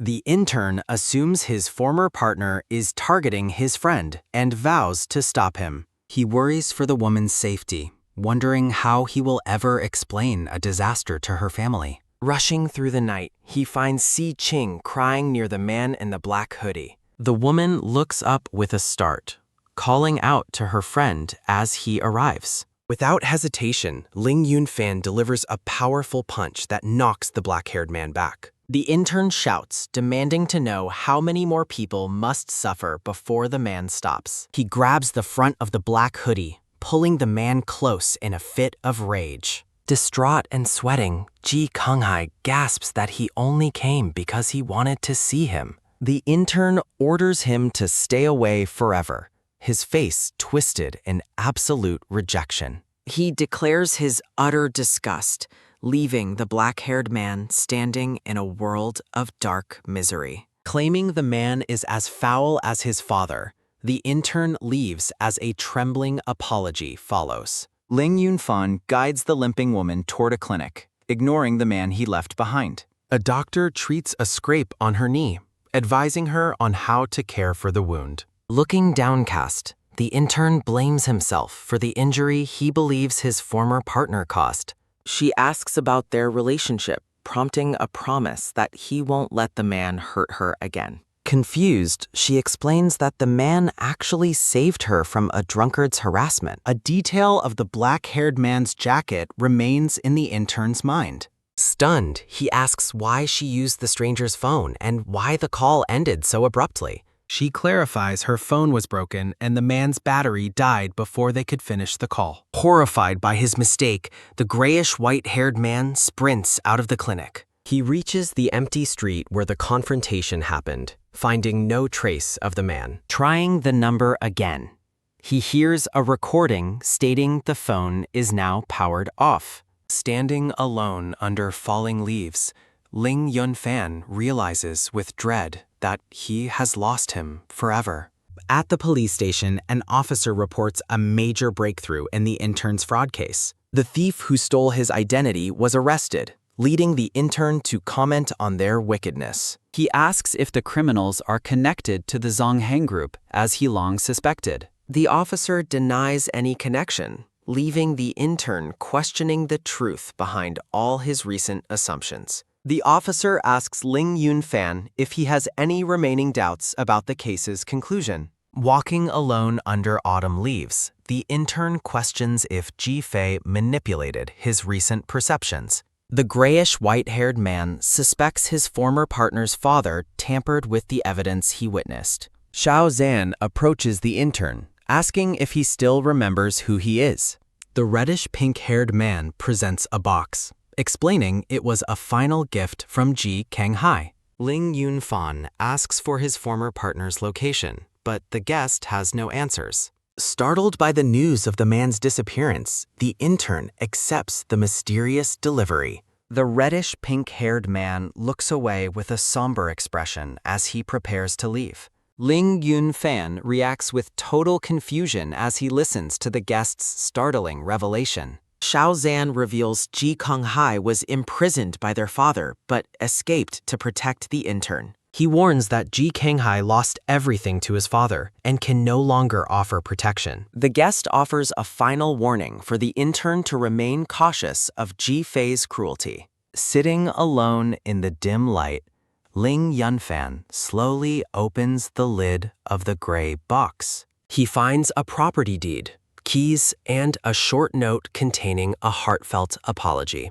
Stunned, he realizes Ji Kanghai bought back the home he was forced to sell years ago. Ling Yunfan walks through an open doorway, stepping back into a space from his past. Yellow ginkgo leaves flutter around a quiet apartment complex as the sun begins to set. Arriving at the familiar building, the grayish-white-haired man feels the weight of his long-lost memories. He looks up at his old home, reflecting on the 20 years he spent there. A sudden, sharp click sounds as the intern uses the returned key to unlock the door. Inside, the silent rooms are filled with furniture draped in white protective dust sheets. Standing in the empty apartment, he whispers a quiet message to his deceased parents. Overwhelmed by grief and gratitude, the intern weeps while holding the man's simple apology note. He looks at the handwritten message, desperately wondering where the black-haired man is now.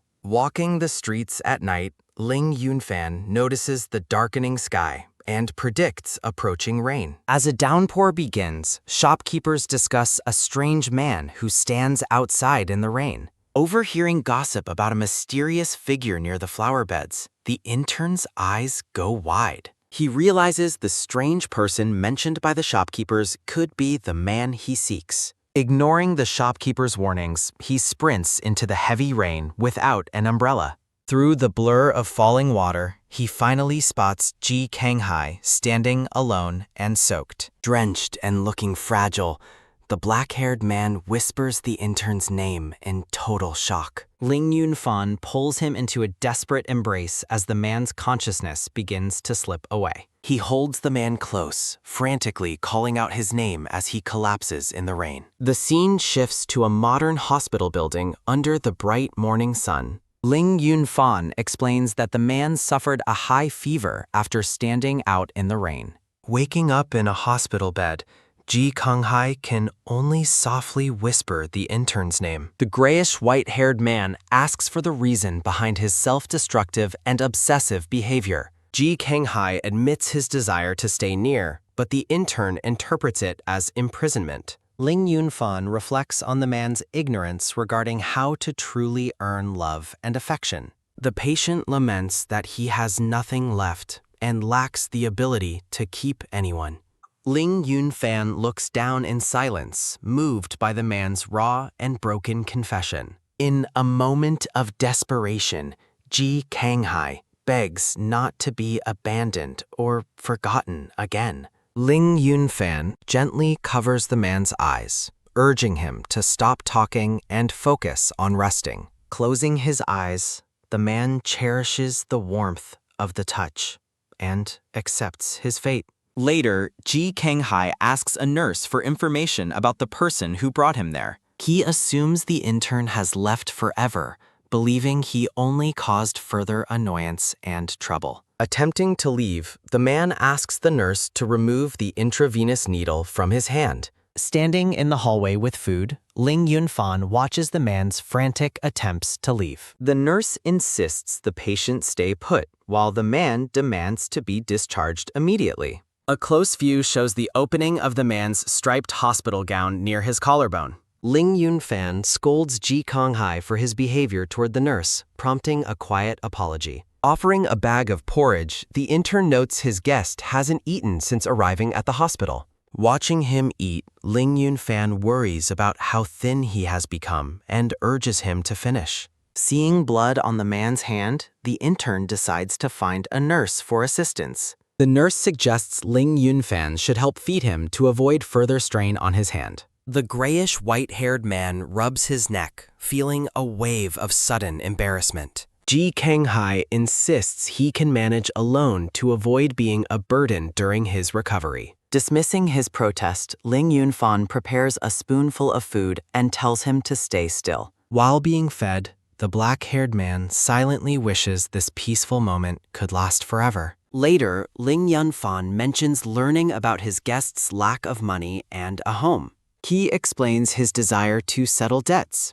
acknowledging the shelter Ji Konghai once provided him. The intern offers his own home as temporary housing, leaving his former partner in complete shock. He clarifies that this arrangement is strictly as roommates and doesn't signify forgiveness for the past. Accepting the terms, the black-haired man gives a subtle nod of agreement. Ling Yunfan warns that any further deceit or harm to his loved ones will result in immediate eviction. Standing together, the two men reach a silent understanding as they prepare for a new living arrangement. Back at the apartment, the intern shows the man his new sleeping area for the night. After Ji Konghai approves the room, Ling Yunfan apologizes for his violent reaction during their last encounter. He demands a full and honest explanation of everything the man has been doing behind his back. Ji Konghai admits to hiring someone to pose as a collector and threaten him. He explains it was a desperate attempt to make the intern rely on him for safety. Looking downcast, the man continues his confession as the intern listens in silence.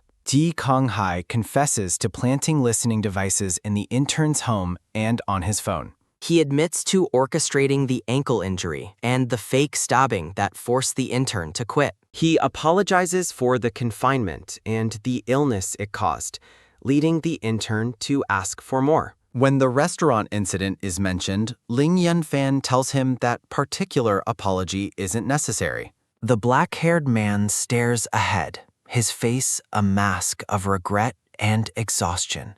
Ling Yunfan orders him to work at the restaurant to compensate for the trouble he caused.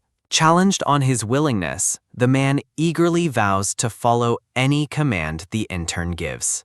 As the intern prepares to call his boss, the guest reacts with a look of intense jealousy. Questioned about his strange expression, Ji Konghai can only offer another soft apology. Ling Yunfan dismisses it as a normal part of his life, which the man claims to understand. The intern remains skeptical, wondering if the man is being truthful or just playing along. Ji Konghai asks if he is angry, but the intern tells him fear would be a more appropriate response. Reaching out to hold his hands, the black-haired man confesses his deep love for the intern. Ling Yunfan reacts with disbelief, calling him completely out of his mind. The man doubles down, describing himself as a madman consumed by his feelings. The intern ends the conversation by ordering him to sleep and prepare for work tomorrow. Ji Konghai agrees, his gaze lingering as he sits alone in the room. Drying his hair after a shower, the man stands with his robe partially open. He offers a quiet goodnight as he prepares for his first night in the new home. A digital alarm clock rings as 7 o'clock arrives on upright morning. Seen through a window, Ling Yunfan is still fast asleep under a heavy blanket. Waking up with a yawn, the grayish white-haired man runs a hand through his messy hair. He reflects on the events of the previous day and wonders how his guest is settling in. Heading to the kitchen, he finds Ji Konghai carefully inspecting the contents of the refrigerator. The black-haired man explains he was hoping to prepare breakfast for the intern. Noting the lack of groceries, Ling Yunfan suggests they go out to eat instead. As he prepares for class, his guest silently wishes for more time to spend together. Ling Yunfan gives final instructions for the day before heading off to school. Sitting together at a restaurant table, the two men share a quiet, contemplative moment. The grayish white-haired man hands over a key, suggesting his roommate get a copy made. Accepting the key with a somber expression, the black-haired man offers a quiet confirmation. Ling Yunfan gives a final nod of acknowledgement before they prepare to start their day. Standing outside the shop, the intern announces he is heading to school for his classes. Turning back with a stern look, the grayish white-haired man remains wary of his guest. Looking downcast and pitiful, the black-haired man watches him leave with a heavy heart. Ling Yunfan relents, telling the man he can accompany him to the bus stop instead. Arriving at the stop, the intern boards the bus as his companion follows closely behind. In a playful moment, the intern scolds the man for his overly pathetic act. Working at the restaurant, the boss tells Ji Konghai to rest before his evening shift. The staff members admire the new worker's handsome appearance, questioning the hiring standards. They enthusiastically agree that such a good-looking man belongs at the front desk. Returning to the apartment, the black-haired man cautiously opens a door to explore.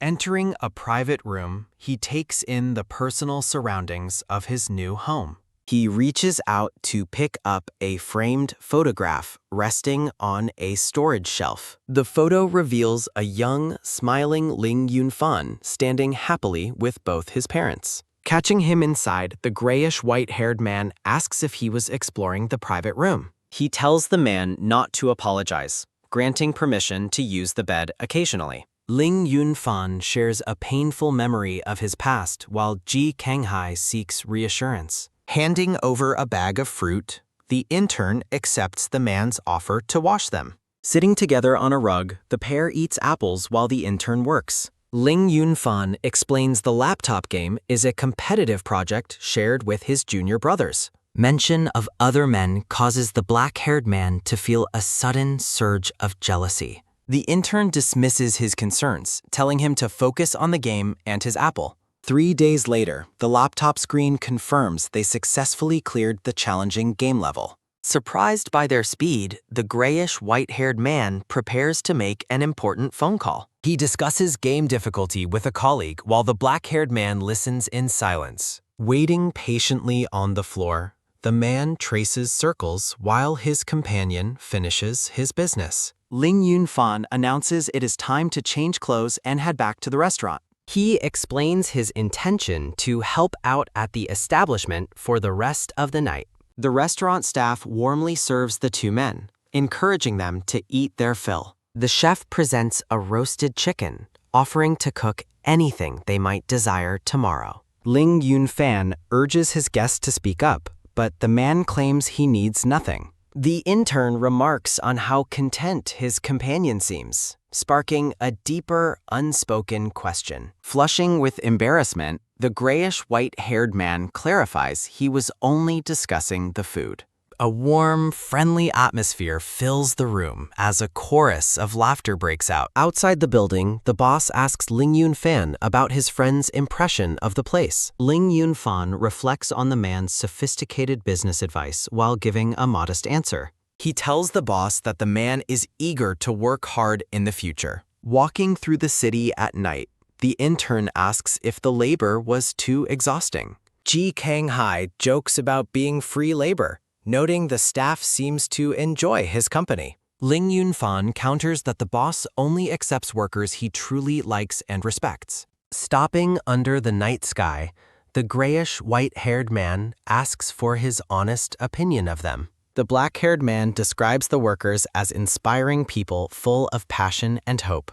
Looking directly at the intern, he confesses that Ling Yunfan is who he aspires to be. Smiling warmly, the grayish-white-haired man expresses his excitement to see that future version. Beneath the moonlight, the man asks for a promise of constant companionship, which is granted. Surrounded by fluttering butterflies, the two men share a heartfelt embrace in the quiet night.